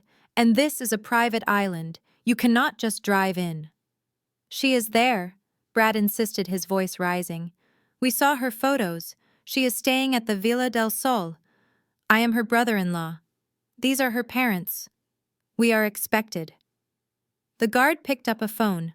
I will call the villa. What is the name again? Brad Thompson. Tell her Brad is here. I watched the interaction from the security monitor in my kitchen. The villa came with a direct feed from the island's main gate. I saw the beige minivan. I saw Brad's red face. The phone on the wall rang. I picked it up. Ms. Zara, the guard said. I have a Mr. Brad Thompson at the gate. He says he is family. I smiled. I had been waiting for this. Let them in, I said. The guard paused. Are you sure, ma'am? They seem agitated. It is fine, I said. They are just excited to see me. Send them up. I hung up the phone. Back at the gate, the guard waved them through. You are clear, he said. Villa del Sol, straight ahead on the left. See? Brad said to the car at large. She caved. She knew better than to keep me waiting. She is scared. Tasha smirked. She should be. I'm going to make her pay for that motel room. I am going to make her pay for everything. They drove up the palm-lined avenue, marveling at the mansions. That one is huge, Verna said, pointing. That is nothing, Brad said. Wait until you see where she is staying. And remember, do not be impressed. Act like we belong there. We are taking over. He pulled into the driveway of my villa. It was even grander than they had imagined. White stone columns, floor-to-ceiling glass fountains spraying water into the air. Brad parked the minivan right next to a Lamborghini that belonged to the owner. The contrast was laughable. "All right," Brad said, turning off the engine. "Listen to me. We go in hard. We do not ask. We demand. Tasha, you get the kids to the pool immediately. Make yourself at home. Mom, Dad, you find the best bedroom and put your bags down. I will deal with Zara. I am going to teach her a lesson about respect. I am going to show her what happens when she crosses the head of this family." He opened the door and stepped out, straightening his jacket. He looked up at the villa, his eyes full of greed and malice. "Showtime," he whispered. They marched to the front door, prepared for a fight, prepared to conquer. They had no idea that the door was unlocked, not because I was surrendering, but because I wanted them inside. I wanted them on the property. I wanted them exactly where I could see them. I stood on the balcony above, holding my espresso, looking down at the top of Brad's thinning hair. "Welcome to the lion's den," I thought. "I hope you brought your checkbook, Brad." "Oh, wait. I already have it." The midday sun over Star Island was not just hot, it was oppressive, a heavy blanket of humidity that made the air shimmer above the turquoise water of the infinity pool. I lay on a teak lounge chair, draped in a towel that cost more than my sister's entire vacation wardrobe. My sunglasses were dark, oversized, and effective at hiding the fact that I was watching every single movement at the entrance of the pool deck. I swirled the ice in my glass of sparkling water, listening to the clink against the crystal. It was the sound of absolute serenity, a serenity I knew was about to be violently shattered. Around me, the other guests of the Azure Bay Resort were the picture of quiet wealth. A tech mogul I recognized from a magazine cover was reading on a tablet a few feet away. Two models were whispering quietly by the cabana. The atmosphere was one of hushed exclusivity, where the loudest sound was usually the splash of a diver or the popping of a cork. Then the circus arrived. It started with a commotion at the wrought iron gates that separated the main resort grounds from the VIP villa access. I could hear a voice raised in anger, a voice I knew better than my own heartbeat. It was Brad. He was using his projection voice, the one he used when he was trying to intimidate a waiter or lie to an investor. "Do not touch me," I heard him shout. "Do you know who I am? I am a managing partner at Zenith Capital. My family is inside. You will let me through, or I will have your job." I sat up slightly, adjusting my position so I had a clear line of sight. The security guard, a man named Luis, whom I had tipped generously upon arrival, stood his ground. He looked bored, which only infuriated Brad more. Brad was wearing a linen suit that was wrinkled and stained with sweat. He looked like a man who had been wearing the same clothes for 24 hours because he had. Behind him, Tasha was dragging two screaming children by their wrists, while the baby wailed in a stroller that looked like it had a broken wheel. My parents, Otis and Verna, brought up the rear, looking like they had just walked through a hurricane.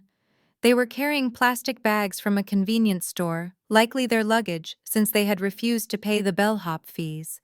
They were a stain on the pristine landscape.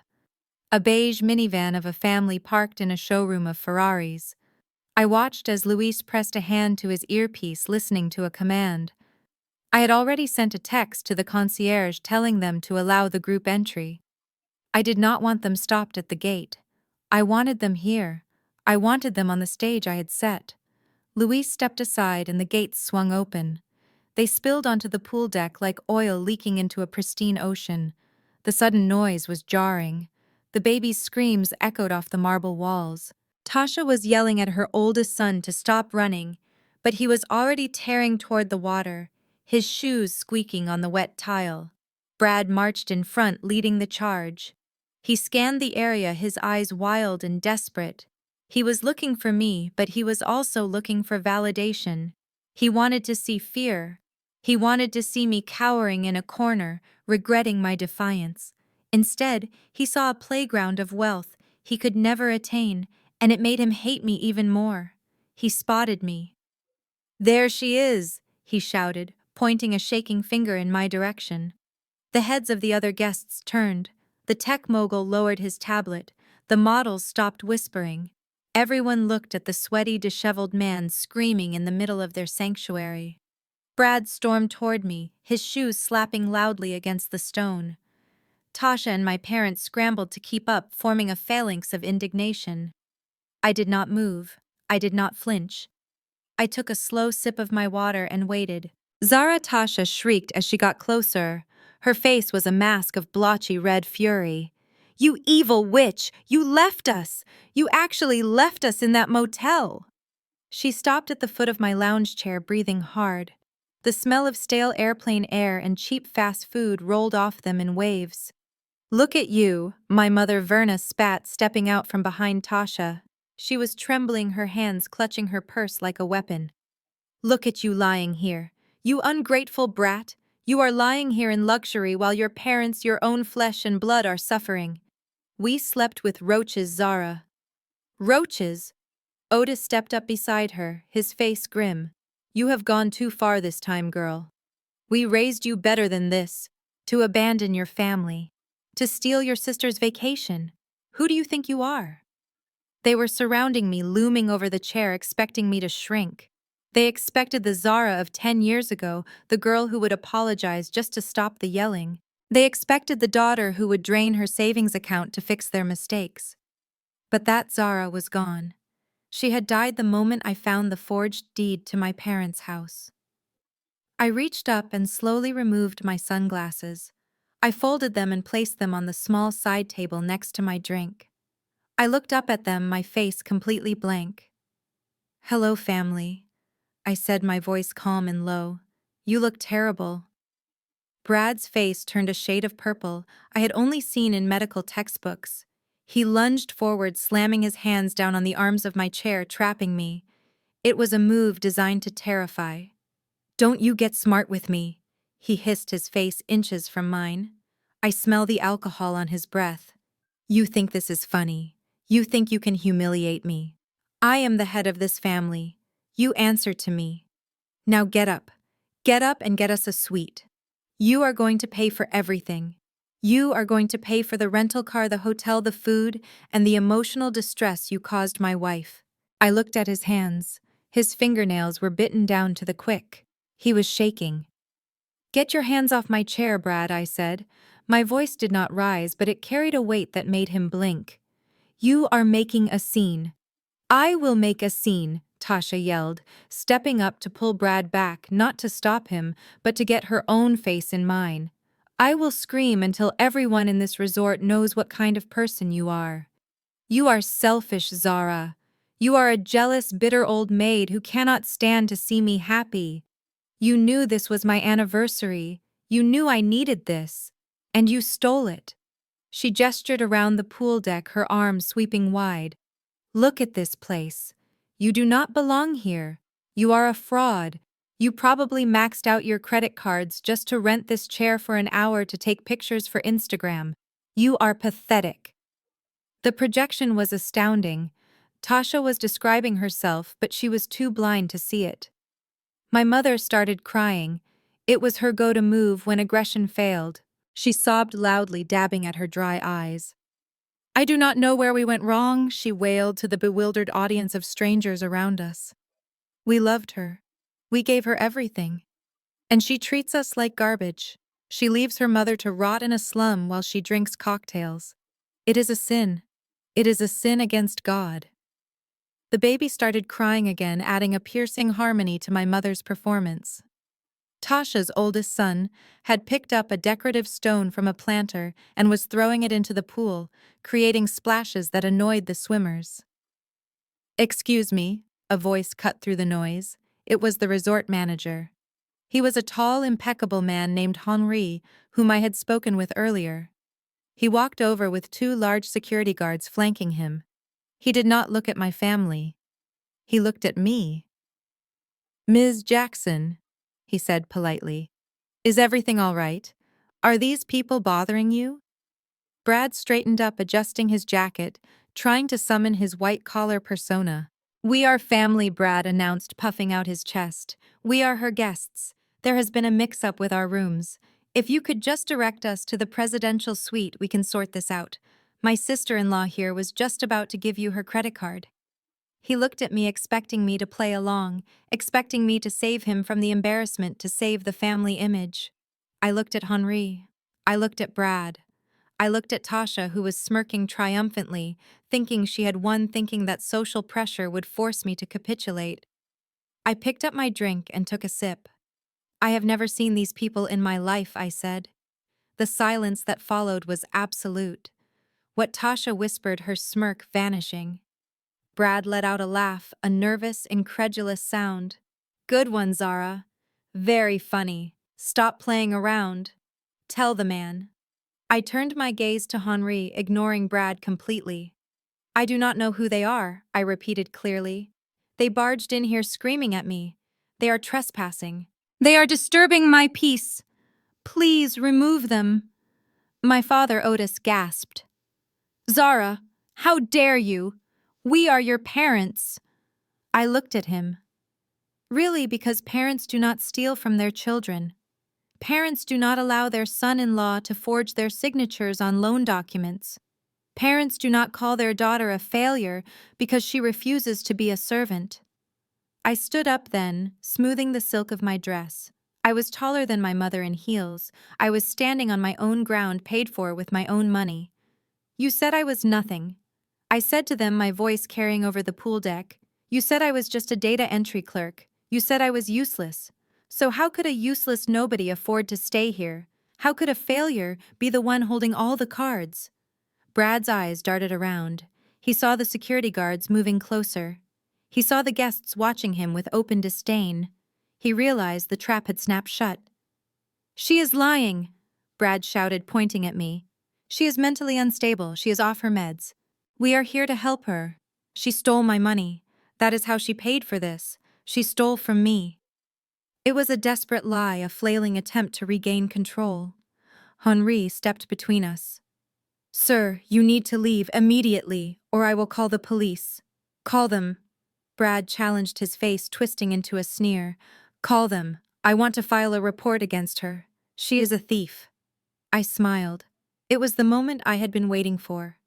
"Please do," I said. "Call the police, Brad. I think they would be very interested to talk to you, especially about the wire transfer you made to the Cayman Islands this morning, or the investors you defrauded in Arlington, or the fact that you are currently standing on private property while being under federal investigation." Brad froze. The color drained from his face so fast he looked like a corpse. "How do you know about that?" he whispered. I leaned in close so only he and Tasha could hear. "Because I am the one who found it, Brad. I am the forensic accountant who built the case against you. I am not a data entry clerk. I am the person who reads the fine print. And I read everything." Tasha looked at Brad, her eyes wide with confusion and dawning horror. "Brad, what is she talking about?" Tasha asked. "What investigation?" Brad backed away from me, stumbling slightly. "You are lying! You are lying!" Henri nodded to the guards. "Escort them out." One guard grabbed Brad by the arm. The other moved toward Otis, who was sputtering with indignation. "Do not touch me!" Brad yelled, trying to shake the guard off. "You cannot do this! I am a VIP! You are a trespasser!" the guard said, dragging him toward the gate. Tasha screamed. She grabbed her children and ran after Brad, wailing about lawsuits and injustice. My mother, Verna, stood there for a second looking at me. Her face was a mask of shock. "Zara," she said, her voice trembling. "What have you done?" I sat back down on my lounge chair and put my sunglasses back on. "I took a vacation, Mom," I said. "Now get out." I watched as they were forcibly escorted off the premises. The other guests applauded lightly. The waiter came by and refilled my water. I lay back and closed my eyes. My heart was pounding, but my hands were steady. Phase 1 was complete. They had humiliated themselves. They had shown their true colors. But the real show was just beginning. Because the police were not just a threat. I had texted Agent Miller the moment they walked through the gate. He was waiting in the parking lot. Brad wasn't just getting kicked out of a resort. He was walking straight into an indictment. And Tasha the golden child was about to find out that gold paint chips very easily when you scratch the surface. The security guards had their hands on Brad's arms, but the chaos was far from contained. Tasha was not going down without a fight. She was fueled by a lifetime of getting exactly what she wanted, and the realization that her world was crumbling was triggering a violent survival instinct. She wrenched her arm away from the guard, reaching for her with a surprising surge of strength. She did not run toward the exit. She ran at me. Her hand was raised, palm open, fingers curled into claws. She was aiming for my face, wanting to leave a mark, wanting to physically hurt me for the crime of saying no. I saw it coming in slow motion. I did not flinch. I did not step back. Years of kickboxing classes, not for fitness, but for stress relief, kicked in. As her hand came down, I reached up and caught her wrist. The sound of skin hitting skin was a sharp crack that echoed over the pool deck. I squeezed. I felt her pulse thrumming wild and erratic under my thumb. She gasped, her eyes widening in shock. She tried to pull away, but I held fast. "Do not touch me," I said, my voice dropping to a register that was barely a whisper, but carried the weight of a sledgehammer. "Do not ever touch me with those dirty hands again." I shoved her arm back hard enough to make her stumble. She collided with a lounge chair and fell to one side, catching herself on the hot stone tiles. She looked up at me, and for the first time I saw genuine fear mixed in with the hatred. She had never seen me fight back physically. She had only ever seen me take it.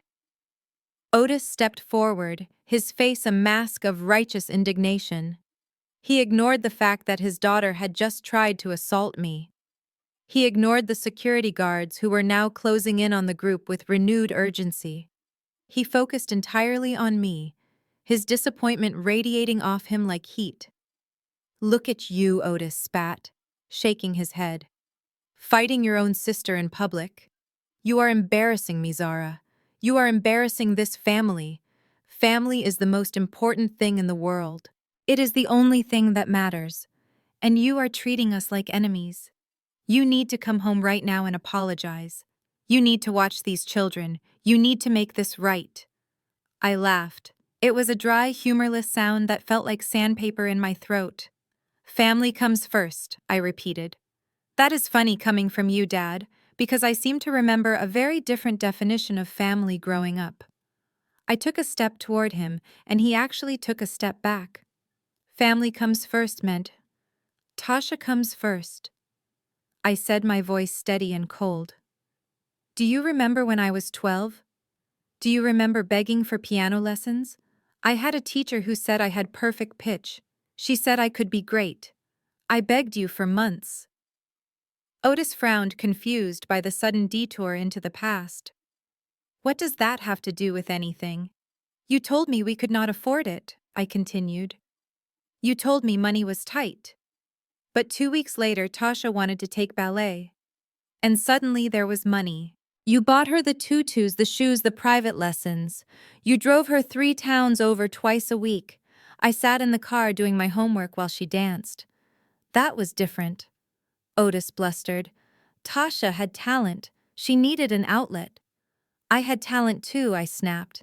"But you never looked. You never listened. And when I was 16, and you told me I had to get a job at the grocery store to learn responsibility, where did that money go, Dad?" "It went to the household," Otis said, his eyes shifting away from mine. "Liar," I said. "It went to Tasha's car. I worked 20 hours a week bagging groceries while maintaining a 4.0 GPA so that you could buy her a Honda Civic for her 17th birthday. I paid for the car that she crashed 3 months later. I paid for her freedom while I was shackled to a register." "That is enough," Otis shouted. "Stop bringing up ancient history. We did the best we could." "You did the best for her," I corrected. "You sacrificed me on the altar of her happiness. You trained me to be her servant. You trained me to think that my only value was in what I could provide for her. Well, the training is over. The servant is dead." Verna, who had been tending to the crying children, stood up. Her face was twisted into a snarl that distorted her features, making her look like a stranger. She did not look like a mother. She looked like a creditor who had just been told the bank was closed. "Shut up," Verna screamed.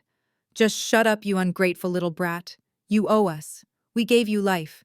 We put a roof over your head. And this is how you repay us. By counting pennies. By keeping score."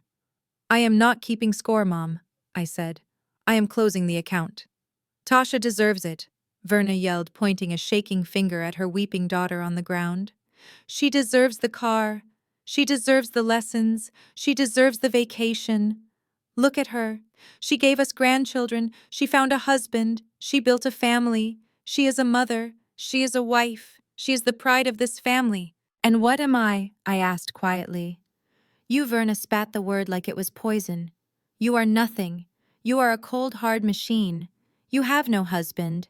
You have no children. You have nobody who wants you. You are just a wallet, Zara. You are a broken ATM that finally stopped spitting out cash. And if you are not giving us money, then you are useless." The words hung in the humid air, heavy and suffocating. The guests around the pool had gone silent. Even the security guards seemed to pause, shocked by the venom in her voice. It was the truth.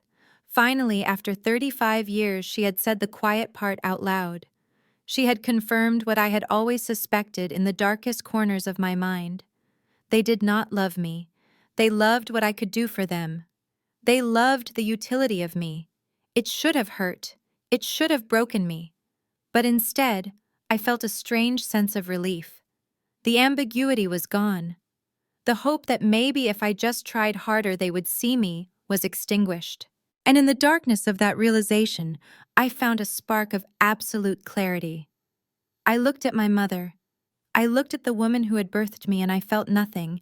No anger, no sadness, just a profound hollowness where a bond used to be. "Thank you," I said. Verna blinked, confused. "Thank you for what?" "For making it easy," I said. "For proving me right." I turned to the security guards who were now gripping Brad's arms tightly again. "Get them out of here," I said, my voice ringing with finality. "They are bothering the guests, and they are certainly bothering me." Brad started to struggle again, shouting about lawsuits and rights, but the fight had gone out of him. He looked at me, and he saw the wall. He saw the end. Tasha scrambled to her feet, gathering her children. She looked at me with pure hatred, but she did not lunge again. She knew I would catch her. She knew I was stronger than her now, not because I had money, but because I had nothing left to lose. As they were dragged toward the exit, my mother turned back one last time. "You will die alone." "Zara," she screamed, "you will die alone in this big house with your money, and no one will care." I watched them go. I watched the beige minivan retreat from the gates of paradise. I might die alone, I thought, but at least I will die free. I sat back down on my lounge chair. My hands were steady. I picked up my glass of water. The ice had melted, but it was still cold. I took a sip. It tasted like freedom. The tech mogul nearby cleared his throat. I looked over. He raised his glass to me, a silent salute of respect. I nodded back. Phase 1 was messy. Phase 2 was going to be surgical. I picked up my phone and unlocked it. I had a message from Agent Miller.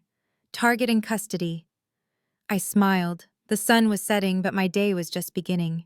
The guards had momentarily loosened their grip, perhaps waiting for the final word from the manager, or maybe they were just stunned by the sheer audacity of the man in the wrinkled linen suit. Brad took that inch of freedom and tried to turn it into a mile. He smoothed his lapels, his hands shaking not from fear anymore, but from a sudden surge of adrenaline fueled by his own narcissism. He looked around the pool deck again, taking in the cabanas, the waitstaff, the shimmer of expensive jewelry on the guests.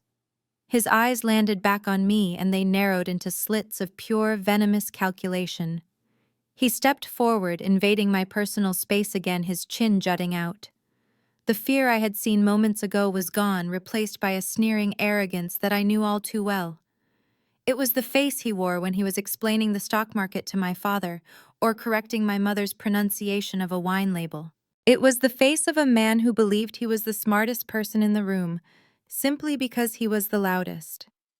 "You know, Zara," Brad said, his voice dropping to a conspiratorial volume that was meant to be intimidating but just sounded oily. I have been looking at this place. I have been doing the math in my head. He gestured vaguely at the villa behind me. This rental, the clothes, the jewelry, it does not add up. I know what you do. You sit in a cubicle and type data for a mid-tier firm. You make what, 40,000 a year? Maybe 50 if you get a Christmas bonus. He laughed, a short, sharp sound that grated on my nerves. So tell me, Zara, who are you sleeping with? The question hung in the air, crude and ugly. Tasha gasped, but she did not defend me. She looked at me with a new kind of suspicion, her eyes darting over my silk dress. It has to be that, right? Brad continued, gaining confidence. You are either an escort or you are embezzling. There is no other explanation. I work in high finance, Zara. I know how money works. I know how wealth smells. And you do not smell like money. You smell like a fraud. He took another step, his finger pointing at my chest. You are projecting an image you cannot afford. You are trying to act big. But we know the truth. You are nobody. You are the help. You are the babysitter. And now you are trying to play pretend princess in a castle you probably broke into. He turned to the crowd of guests who were watching with rapt attention. She is a fraud, he shouted, his voice cracking slightly. Do not let her fool you. She is a low-level employee who probably stole a credit card to pay for this. Tasha stepped up beside him, nodding frantically. It makes sense, she said, her voice rising in hysteria. That is why she has been so secretive. That is why she never talks about work. She is doing something illegal. Oh my God, Mom, she is a criminal. That is why she ran away. She is on the run. My mother put a hand to her mouth, her eyes wide. Zara, is that true? Have you shamed us? Brad smirked, thinking he had found my weak spot. He pulled out his phone, brandishing it like a weapon. I should call the police right now, he said, his thumb hovering over the screen. I should report you. I bet your company does not know you are here. I bet there is a missing deposit somewhere and you are blowing it on champagne. He leaned in close, his breath hot and sour. I am going to destroy you, Zara. You abandoned my children. You humiliated my wife. Now I am going to return the favor. I am calling the cops. I am telling them everything. I am telling them you are unstable. I am telling them I suspect you of grand larceny. And since I am a vice president at Zenith Capital, my word carries weight. They will listen to me. They will lock you up and we will take custody of your assets to pay for the damages you caused. Tasha crossed her arms, looking smug. Go ahead, Brad, do it. He is a VP, Zara. He knows the district attorney. He knows judges. You messed with the wrong family. I looked at them. I looked at Brad standing there in his sweat-stained suit, holding a phone he hadn't paid the bill for in 2 months, threatening me with his imaginary power. I looked at Tasha, so desperate to believe in the fairy tale of her husband's success that she would accuse her own sister of prostitution rather than face reality. I felt a bubble of laughter rising in my chest. It started low, a rumble in my throat, and then it erupted. I threw my head back and laughed. It was a loud, genuine laugh, the kind that comes from seeing a joke so absurd, so perfectly ironic, that you cannot help yourself. The sound startled them. Brad took a step back, his thumb freezing on his phone screen. Tasha frowned, looking confused. My laughter echoed off the marble walls of the villa, bouncing over the water. It went on for a long time. I wiped a tear from the corner of my eye. You want to talk about finance, Brad? I asked, finally catching my breath. I looked at him, my smile sharp enough to cut glass. You want to talk about numbers? Okay, let's talk about numbers. I love numbers. Numbers are my favorite thing in the world because, unlike you, Brad, numbers do not lie. I reached into my oversized beach tote and pulled out my iPad Pro. It was sleek and cold in my hands, a weapon far more dangerous than the gun Brad wished he had, or the fist Tasha had tried to use. I stood up and walked over to the outdoor bar area where a massive 80-inch high-definition weatherproof screen was currently playing a silent loop of tropical fish. I tapped the screen of my tablet, connecting it wirelessly to the monitor. The fish vanished. In their place, a stark white spreadsheet appeared, followed by a series of scanned documents.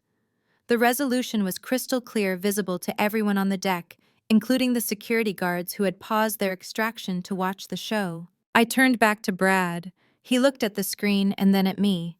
His Adam's apple bobbed as he swallowed hard. "You said you are a vice president at Zenith Capital," I said, my voice calm and projecting clearly over the sound of the pool filters. "You told my parents you close $50 million deals. You told my sister you are a titan of industry." I swiped a finger across my tablet. The image on the big screen changed. It was an official letter on Zenith Capital letterhead dated 3 months ago. "This is your termination letter, Brad," I read. "Effective immediately for cause, specifically gross negligence and unauthorized trading. You were not a vice president. You were a junior sales associate, and you have been unemployed for 90 days. Tasha let out a strangled sound. "No," she whispered. "He goes to work every day. He wears a suit. He goes to Starbucks," Tasha, I corrected. "He sits there, uses the free Wi-Fi, and applies for loans he will never pay back." Brad was shaking his head violently. "That is forged. She made that up. It is a fake document." I ignored him. I swiped again. A new document appeared. This one was a complex web of bank transfers, arrows pointing from one account to another. "Let's talk about your business model, Brad. You call it an investment fund. The Securities and Exchange Commission calls it a Ponzi scheme." I pointed to the screen, highlighting a column of red numbers. "You find elderly investors, usually from the church groups you infiltrate.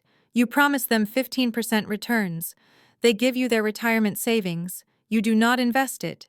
You put it into your personal checking account. You use it to pay the lease on your BMW. You use it to buy Tasha those ugly handbags, and when an old investor asks for their money back, you find a new victim and use their money to pay the old one." The crowd around the pool gasped. It was the collective sound of shock. Fraud was a dirty word, but stealing from the elderly was a sin that even the wealthy despised. "I have the emails, Brad," I said, tapping the screen again. A series of emails popped up. Desperate, pleading emails from a woman named Mrs. Higgins asking why her dividend check had bounced. Brad's replies were aggressive, threatening her with legal action if she complained. "Mrs. Higgins is 82 years old," I said, my voice turning icy. "She trusted you, and you stole $40,000 from her to pay for your trip to Cabo, the trip you are not on right now." Brad looked like he was going to vomit. He gripped the back of a lounge chair, his knuckles white. "Stop it," he rasped. "Stop it right now." "I am not done," I said. I swiped again.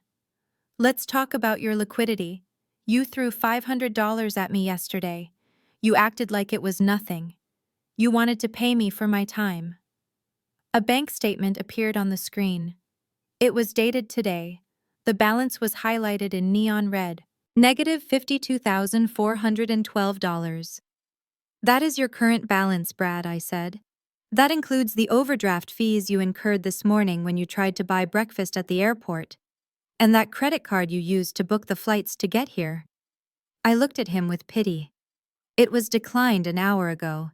The airline tried to process the baggage fees and the card bounced. They are going to cancel your return tickets by midnight if you do not pay. But you cannot pay, can you? Because you have nothing." Tasha stared at the screen, her eyes darting back and forth between the negative balance and her husband. The reality was crashing down on her. The house, the cars, the clothes, it was all smoke. It was all debt and theft. "You said we were rich," Tasha screamed, turning on him. "You said the merger went through. You said we were buying a new house. I am buying a new house." Brad yelled back, his voice cracking. "It is just a liquidity issue. She is manipulating the data. Zaitsky. She is hacking my accounts." He looked at me, his eyes wild. "You hacked me. That is illegal. I will have you arrested for cybercrimes." I laughed again. "I did not hack you, Brad. I am the auditor." The board of Zenith Capital hired my firm 6 months ago when they noticed the discrepancies. They brought me in to clean up your mess. I have had full access to your financial life for half a year. I know how much you spend on coffee. I know how much you spend on online gambling. I know about the account in the Caymans that you tried to wire $50,000 to this morning. I took a step closer to him. And I know that the $50,000 did not come from a deal. It came from a home equity line of credit. Brad flinched as if I had struck him. He knew what was coming next. He looked at my parents who were standing there, mouths agape, trying to comprehend the magnitude of the lie they had been living. What home equity line? Otis asked, his voice trembling. Brad does not own a home. They rent that condo. No, Dad, I said, looking at my father. He does not own a home. But you do. Or at least you did. Brad lunged. It was a desperate, animalistic move. He tried to grab the tablet from my hand, maybe thinking if he broke the screen the truth would disappear. But the security guards were ready. They slammed him onto the pool deck hard. His face hit the expensive stone tile with a sickening crunch. His arms were wrenched behind his back. "Let me go," he screamed, spitting blood. "She is lying. It is all lies." Tasha stood over him, her hands in her hair, pulling at her own extensions in a frenzy. "Tell me it is not true, Brad," she shrieked. "Tell me you have the money. Tell me we are not broke." He could not answer her. He was pinned to the ground, panting like a dying fish. I walked over and stood above him. I looked down at the man who had called me a failure, the man who had treated me like a servant in my own home. "You are not a Vice President, Brad. You are a thief. And you are not just broke. You are indebted. To me." I looked up at Tasha. Her face was a mask of ruined mascara and terror. She looked at the screen where the negative balance was still glowing red. She looked at her husband bleeding on the ground. And then she looked at me. "You did this," she whispered. "You ruined us." I shook my head. "I did not do anything, Tasha. I just did the math. And the math says you are bankrupt." My parents stood there trembling in the humid evening air, looking like two people who had just watched their entire world catch fire but refused to believe they were burning. Otis stepped forward, his face twisted in a mixture of fear and stubborn denial. He looked at Brad, who was still pinned to the ground, groaning, and then he looked at me with eyes full of betrayal.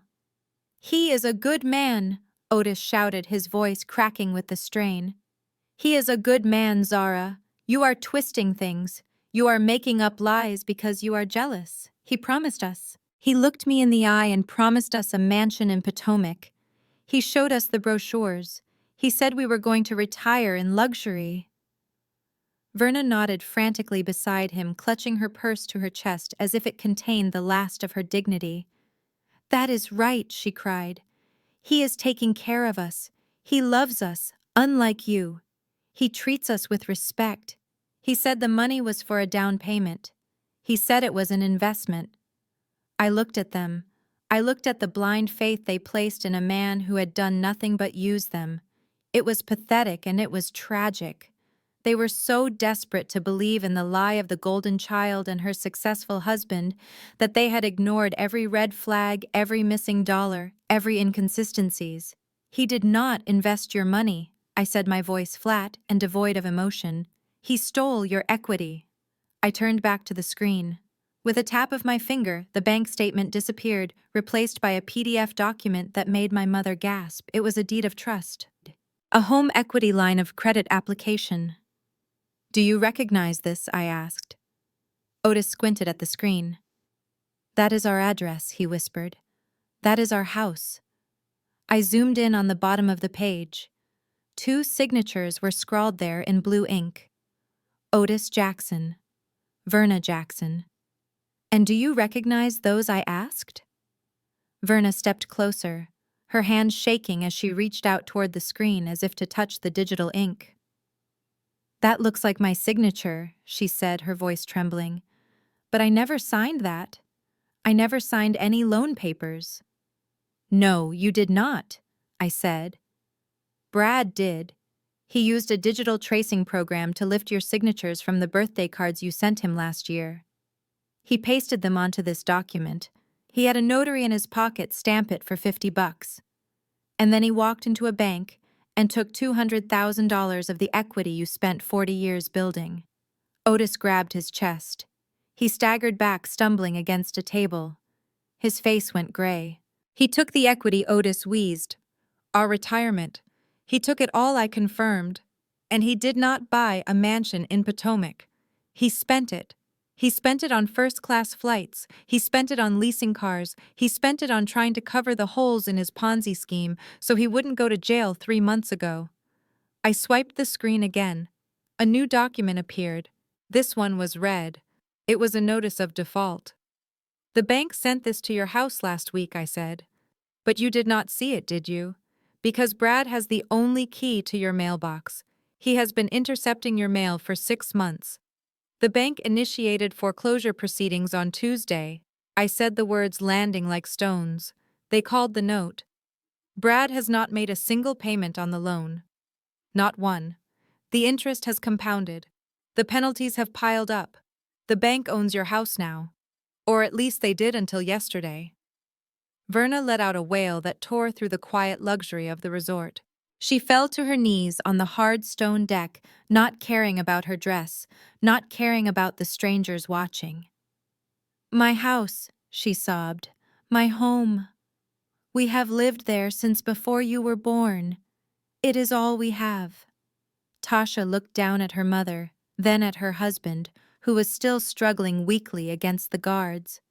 Her eyes were wide and vacant. She was processing the information, but her brain was rejecting it. It was too big. The betrayal was too absolute.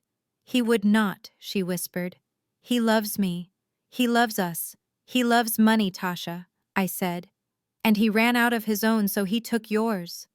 Otis was hyperventilating. He sat down heavily in a chair, clutching his left arm. I signaled to one of the waiters to bring him water, but I did not go to him. I stayed where I was, behind the invisible line I had drawn. So we are homeless, Otis choked out. We are on the street, after everything I worked for, after 40 years at the plant. It is gone. The despair was palpable. It was a heavy, suffocating thing. For a moment I felt a flicker of the old instinct, the urge to rush in and fix it, to smooth it over, to take the pain away. But then I remembered the note on my door. I remembered the $500 thrown at me. I remembered being called a failure. But I continued, and my voice changed. It became softer, deceptive. I did not let the bank take it. Tasha's head snapped up. Hope flared in her eyes, bright and desperate. Otis looked up from his hands. Verna stopped wailing and looked at me with tear-stained cheeks. What do you mean? Tasha asked, breathless.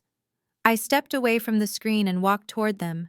When I found the fraud during my investigation, I knew the bank was going to move fast, I explained. They do not care about forged signatures, not really. They care about their collateral. They were going to auction the house off within 30 days. You would have been evicted by the sheriff. I paused, letting the image sink in. So I called the bank, I said. I used my own capital. I liquidated my portfolio. I wired the money yesterday afternoon. Tasha let out a laugh, a sound of pure hysterical relief. She clapped her hands together. You paid it off, she cried. Oh my God, Zara, you paid it off. She turned to our parents, her face beaming. See, she shouted. I told you she would help. I told you she wouldn't let us drown. She paid it off, Mom. She saved the house. Verna struggled to her feet, reaching out to me. Oh, Zara. Oh, thank the Lord. You are a good girl. I knew you were a good girl deep down. You saved us. You saved your family. Otis wiped his face with a handkerchief, nodding vigorously. That is right. That is what family does. We forgive. We help each other. You did the right thing, Zara. We can start over. We can put this behind us. Brad made a mistake, but you fixed it. They were smiling. They were actually smiling. After everything they had said, after the abuse and the neglect and the insults, they thought they could just smile and everything would be erased. They thought my money was their money. They thought my success was their safety net. I looked at Tasha, who was already pulling out her phone, probably to text her friends that everything was fine. I looked at Brad, who had stopped struggling and was looking at me with a mixture of hatred and relief, thinking he had dodged a bullet.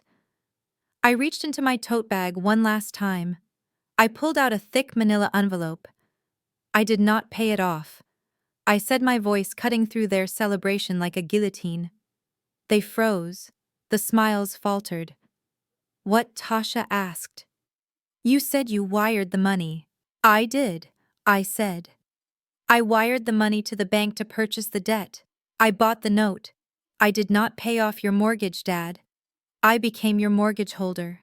I walked over to Otis and placed the envelope in his trembling hands. I own the debt, I said. And because the debt is in default and has been for 3 months, I exercised my right as the lien holder this morning. I took a step back, putting distance between us. I foreclosed on the property, I said. I completed the paperwork an hour before you arrived. The deed is in my name now, not yours. Mine. Verna looked at me, her eyes wide with confusion. But what does that mean? It means I own the house, I said. And I am not a charity. I am not a savior. I am a landlord. And you are tenants who haven't paid rent. I pointed to the envelope in Otis's hands. Open it, I said. Otis opened the envelope with shaking fingers. He pulled out a single sheet of paper with a red stamp at the top. It is an eviction notice, I said. Tasha screamed. No, no, you cannot do that. It is Mom and Dad's house. It is my house, I roared, my voice finally rising, losing its calm veneer. It is my house because I bought it. It is my house because I spent $200,000 of my own hard-earned money to clean up your husband's mess. And I am not letting you live there. I am not letting you stay in a house I paid for while you treat me like garbage. You have 30 days, I said, looking at my father. 30 days to pack 40 years of your life into boxes. 30 days to find somewhere else to live.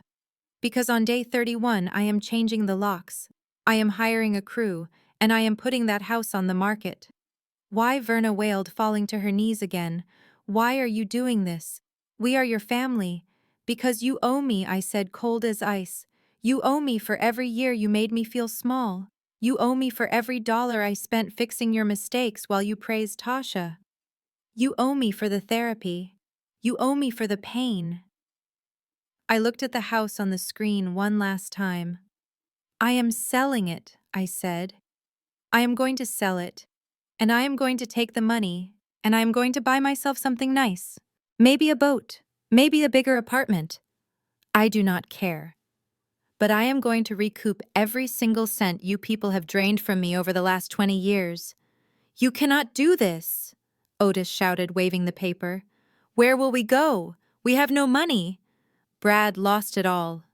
That sounds like a you problem, I said, turning my back on them. You should have thought about that before you called your daughter a failure. You should have thought about that before you told me I was selfish. I am selfish, I said, looking over my shoulder. You were right, Dad. I am finally thinking about myself. And myself wants you out of my house. Tasha lunged for me again, but the guards held her back. She was sobbing incoherently, screaming that I was a monster, that I was evil. I gestured to the guards. Get them out, I said, and call the police. I think Brad has a flight to catch, not to Cabo, but to federal processing. As the guards dragged them away, kicking and screaming, I watched the envelope fall from my father's hand. It fluttered to the ground, landing on the expensive stone tiles. The red stamp stared up at the sky. Eviction notice. It was the most beautiful thing I had ever seen.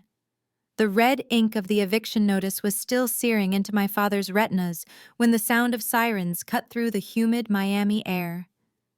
It started as a low wail in the distance, a mournful cry rising from the causeway, but within seconds it grew into a deafening crescendo. Blue and red lights began to flash against the white stucco walls of the villa, reflecting off the infinity pool like a chaotic strobe light. The party on the pool deck, which had turned into a silent theater of my family's destruction, was about to get its grand finale. My mother looked up from the ground, her eyes wide with a new kind of terror. She looked at me, expecting me to say I had called the police to remove them for trespassing. She expected a local squad car, maybe a stern warning. She did not expect the cavalcade of black SUVs that screeched to a halt in the driveway behind the beige minivan. Brad stopped struggling against the resort security guards. His head snapped toward the entrance. He knew those cars. He knew what they meant. They were not local cops coming to settle a domestic dispute. They were federal agents coming to collect a debt that could only be paid in years. Agent Miller stepped out of the lead vehicle. He looked exactly as I imagined he would. Tall, grim, and wearing a windbreaker, with those 3 terrifying yellow letters emblazoned on the back. FBI. Behind him, half a dozen agents fanned out, weapons drawn but low-moving with the precision of a pack of wolves. Brad's knees gave out. The security guards let him go, stepping back as the federal agents swarmed the deck. Brad collapsed onto the stone tiles, a puddle of linen and regret. Bradley James Thompson. Agent Miller boomed, his voice carrying over the wind. I am placing you under arrest for wire fraud, securities, fraud, aggravated identity theft, and money laundering. Tasha let out a scream that sounded like glass shattering. She threw herself over Brad, shielding him with her body, as if her designer dress could stop a federal indictment. No, she shrieked. You cannot arrest him. He is a vice president. He is a good man. This is a mistake. My sister did this. She is lying to you. Miller did not even look at her. He gestured to 2 agents who stepped forward and pulled Tasha off her husband. She flailed, kicking and scratching her nails, raking across the arm of a female agent who did not flinch. Get off him! Tasha yelled. Brad, tell them who you are. Brad looked up. His face was pressed against the stone. He looked at the agents, then he looked at Tasha. And in that moment, the facade finally broke completely. The loving husband, the provider, the golden boy dissolved. All that was left was a cornered rat baring his teeth. Shut up, Tasha, Brad snarled. Tasha froze. She blinked, looking down at him. What? I said shut up, you stupid woman, Brad spat as the agents hauled him to his feet and slammed him against a pillar to frisk him. This is your fault. All of it. My fault, Tasha whispered. How is it my fault? Because you are insatiable. Brad screamed, his voice raw and ugly. You and your greed. You wanted the house. You wanted the cars. You wanted the trips to Cabo. You spent money faster than I could steal it. Do you think I wanted to run a Ponzi scheme? I had to. I had to keep up with you. He struggled against the cuffs, his face turning purple. Look at her, he yelled at the agents, jerking his head toward Tasha. Look at this leech. She bleeds me dry. I forged those signatures because she wouldn't stop nagging me about the renovation. She needed the new kitchen. She needed the pool. I did it for her. She is the one you should be arresting. She knew. She had to know. No one is that stupid. The air left Tasha's lungs in a rush. She staggered back as if he had punched her. The man she had worshipped, the man she had put on a pedestal above her own sister, was throwing her to the wolves to save his own skin. I did not know, she stammered, tears streaming down her face, ruining her makeup. I thought you were successful. You told me you were a genius. I am a genius. Brad laughed, a manic, high-pitched sound. I kept you in Prada for 5 years while I was broke, but you are nothing but a parasite. You and your whole leech family, your parents begging for scraps, your sister judging me. I hate you. I have hated you for years. Tasha let out a guttural roar. The shock vanished, replaced by a blind, white-hot rage.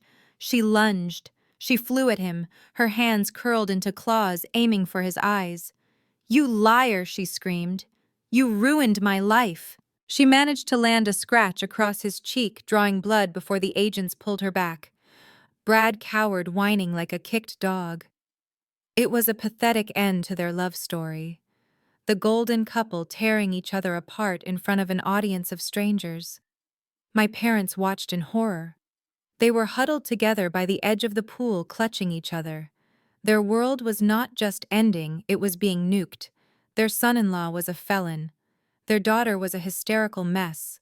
And their retirement, the house they had worked 40 years for, was gone, sold out from under them by the man they had trusted over their own blood. Agent Miller walked over to me. He nodded briefly. "We secured the laptop from the minivan," he said quietly. "It matches the digital footprint you sent us. We have everything we need. Thank you for the tip on his location, Ms. Jackson." I nodded. "Just doing my job, Agent Miller." He turned back to his team. "Take him away." They dragged Brad toward the exit. He was weeping now, blubbering about a plea deal, about how he could give them names. He looked back at me one last time, his eyes full of terror. "Zara, please," he begged. "Help me. You know the numbers. You can fix this. I will pay you back. I swear." I looked at him. I looked at the man who had thrown $500 at me yesterday. "I do not fix messes anymore, Brad," I said. "I just audit them." And then he was gone, dragged into the back of a black SUV. The silence that followed was heavy, broken only by Tasha's sobbing. She was sitting on the ground, hugging her knees, rocking back and forth. Her children were wailing nearby, confused and terrified by the violence they had just witnessed. My parents slowly turned to look at me. Their faces were gray. They looked old, older than I had ever seen them. The arrogance was gone. The entitlement was gone. All that was left was fear, pure, unadulterated fear of the future. Otis took a step toward me. His hands were shaking. "Zara," he croaked. "Zara, he..." I did not answer. I just watched him. "Zara." "We did not know," he said, his voice pleading. "We swear. We thought he was honest. We thought he was helping us." "You thought he was better than me," I said. "You thought because he was a man, because he was white, because he flashed money around, that he was superior. You trusted him with your home, you trusted him with your lives. And you treated me like the enemy because I dared to tell you no." Verna stepped forward, tears leaking from her eyes. She reached out a hand but stopped short of touching me. "We are sorry," she whispered. "We made a mistake. A terrible mistake. But we are family, Zara. You cannot let us lose everything. You cannot let us be homeless." She pointed to the eviction notice still lying on the ground where Otis had dropped it. "Please, baby," she said, reverting to a pet name she hadn't used in 20 years. "Tear that up. Please. We have nowhere to go. We are old. We cannot start over." I looked at the notice. It was a legal document. It was binding. "I am not tearing it up," I said. Otis fell to his knees. It was a shocking sight. My father, a proud, stubborn man, kneeling on the pool deck of a resort he could never afford, begging his daughter for mercy. "Zara, please," he sobbed. "I am begging you. Do not do this. Do not throw us out. We will pay you rent. We will do whatever you want. Just do not take the house. It is all we have." I looked down at him.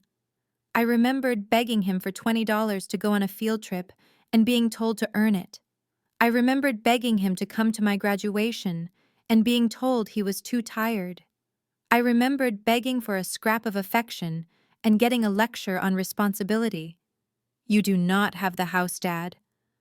I said, my voice devoid of pity.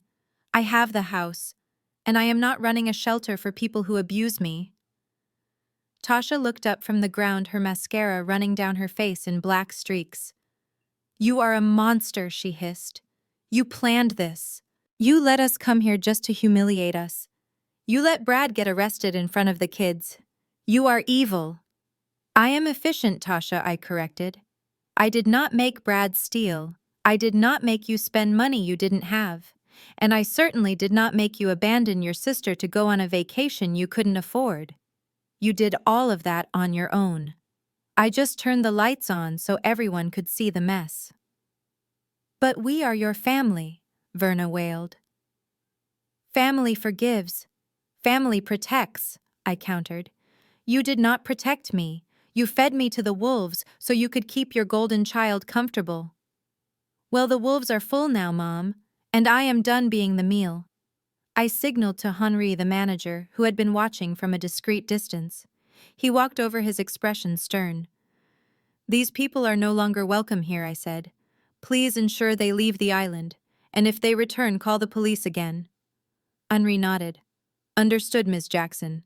He gestured to the security guards. They moved in, surrounding my family.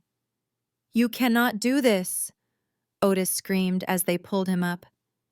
"You are killing us, Zara. You are killing your parents." I turned my back on them. I walked over to the edge of the infinity pool and looked out at the bay. The water was calm, glassy, and dark, reflecting the lights of the city. "I am not killing you," I said over my shoulder. "I am evicting you." "But we have no money," Verna screamed as she was dragged away. "Brad lost it all. We have nothing." "Then you better start walking," I said. I heard them screaming my name until they were loaded into the resort's shuttle van and driven away. I heard Tasha cursing me. I heard my mother praying. I heard my father weeping. And then there was silence. I stood there for a long time. The night air was cool against my skin. I felt a strange sensation in my chest. It wasn't happiness. It wasn't joy. It was space. For 35 years, my chest had been filled with their expectations, their demands, their disappointments. There had been no room for me. Now they were gone, and the space they left behind was vast and empty and terrifyingly beautiful. I turned back to the villa. The lights were warm and inviting. My laptop was still sitting on the table, the screen glowing. I walked over and closed it. The case against Brad was closed. The house was secured. The eviction process was automated. There was nothing left to do. I poured myself another glass of champagne. My hand did not shake. I was an orphan now in every way that mattered. I had no parents. I had no sister. I had no brother-in-law. But I had a villa. I had millions in the bank. And for the first time in my life, I had silence. I raised my glass to the empty room. "To family," I whispered. "May you never need them." I drank, and it was the best champagne I had ever tasted. 3 months went by in a blur of signatures and moving boxes. I did not waste any time. The moment the eviction period ended, I had a crew at my parents' house.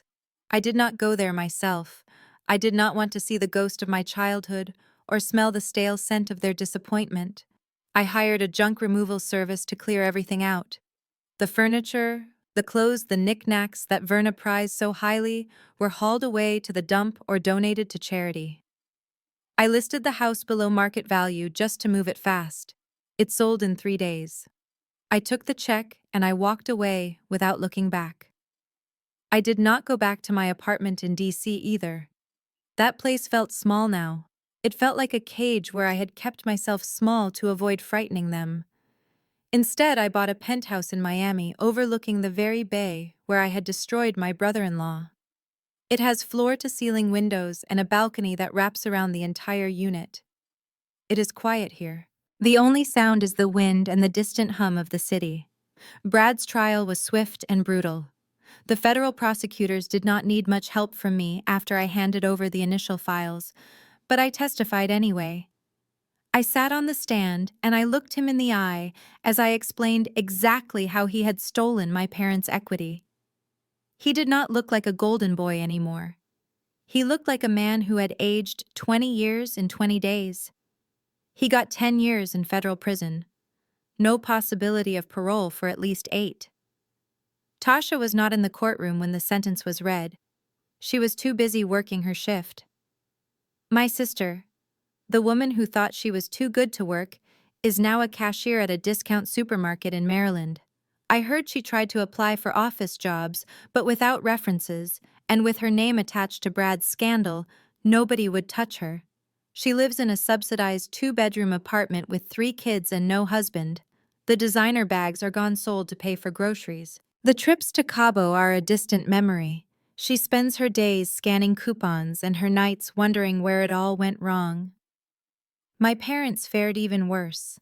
With no assets, no home, and no income, they became wards of the state. They were placed in a nursing facility in Virginia. It is not a terrible place, but it is not the retirement manor Brad had promised them. It is sterile, crowded, and smells of antiseptic. They share a room with strangers. They eat cafeteria food.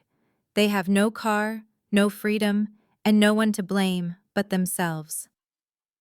I sit on my balcony as the sun begins to dip below the horizon, painting the sky in shades of violet and gold. I have a glass of vintage Pinot Noir in my hand. The air is warm and smells of salt. I am alone, but for the first time in my life, I am not lonely. I am solitary. There is a difference. My phone buzzes on the glass table beside me. I pick it up. It is a text message from an unknown number. I almost ignore it, but curiosity gets the better of me. "Zara, please," it says. "It is Mom. We are miserable here. The food is awful. Dad is depressed. We are sorry. Please come get us. We will be good. We learned our lesson. Just save us." I stare at the words. A year ago, a text like that would have sent me into a panic. I would have drained my savings. I would have driven through the night. I would have apologized for their pain. But I am not that woman anymore. That woman died on a pool deck in Miami. I look at the screen. I do not feel anger. I do not feel sadness. I feel nothing. It is like looking at a balance sheet for a bankrupt company. The liabilities exceed the assets. There is no value left to salvage. I do not type a response. I do not ask how they got my number. I simply tap the info icon, scroll down to the bottom, and press block caller. The phone goes silent. I set it back down on the table face down. I pick up my wine and walk to the railing. The city lights are coming on, twinkling like diamonds scattered on black velvet. I take a sip. The wine is complex and rich. They say revenge is a dish best served cold, but I disagree. Revenge is not a dish at all. It is a state of being. It is the ability to wake up in the morning and not worry about anyone else's problems. It is the ability to breathe without a weight on your chest. It is the ability to look at your bank account and know that every cent belongs to you and no one can take it away. I am Zara Jackson. I am a forensic accountant. I am a homeowner. And I am finally free. I close my eyes and listen to the wind. It sounds like applause. This story illustrates that shared DNA does not guarantee loyalty or love. For years, the protagonist allowed her family to exploit her kindness, viewing her merely as a financial safety net rather than a person. The profound lesson here is that you must never set yourself on fire to keep others warm. True peace comes from establishing firm boundaries and recognizing your own value, even if it means walking away from those who raised you. Ultimately, the best revenge against toxicity isn't cruelty, but the unwavering commitment to your own success, security, and the freedom to live life on your own terms. If you believe that respect is earned and not owed, hit that like button and subscribe for more stories about reclaiming your power.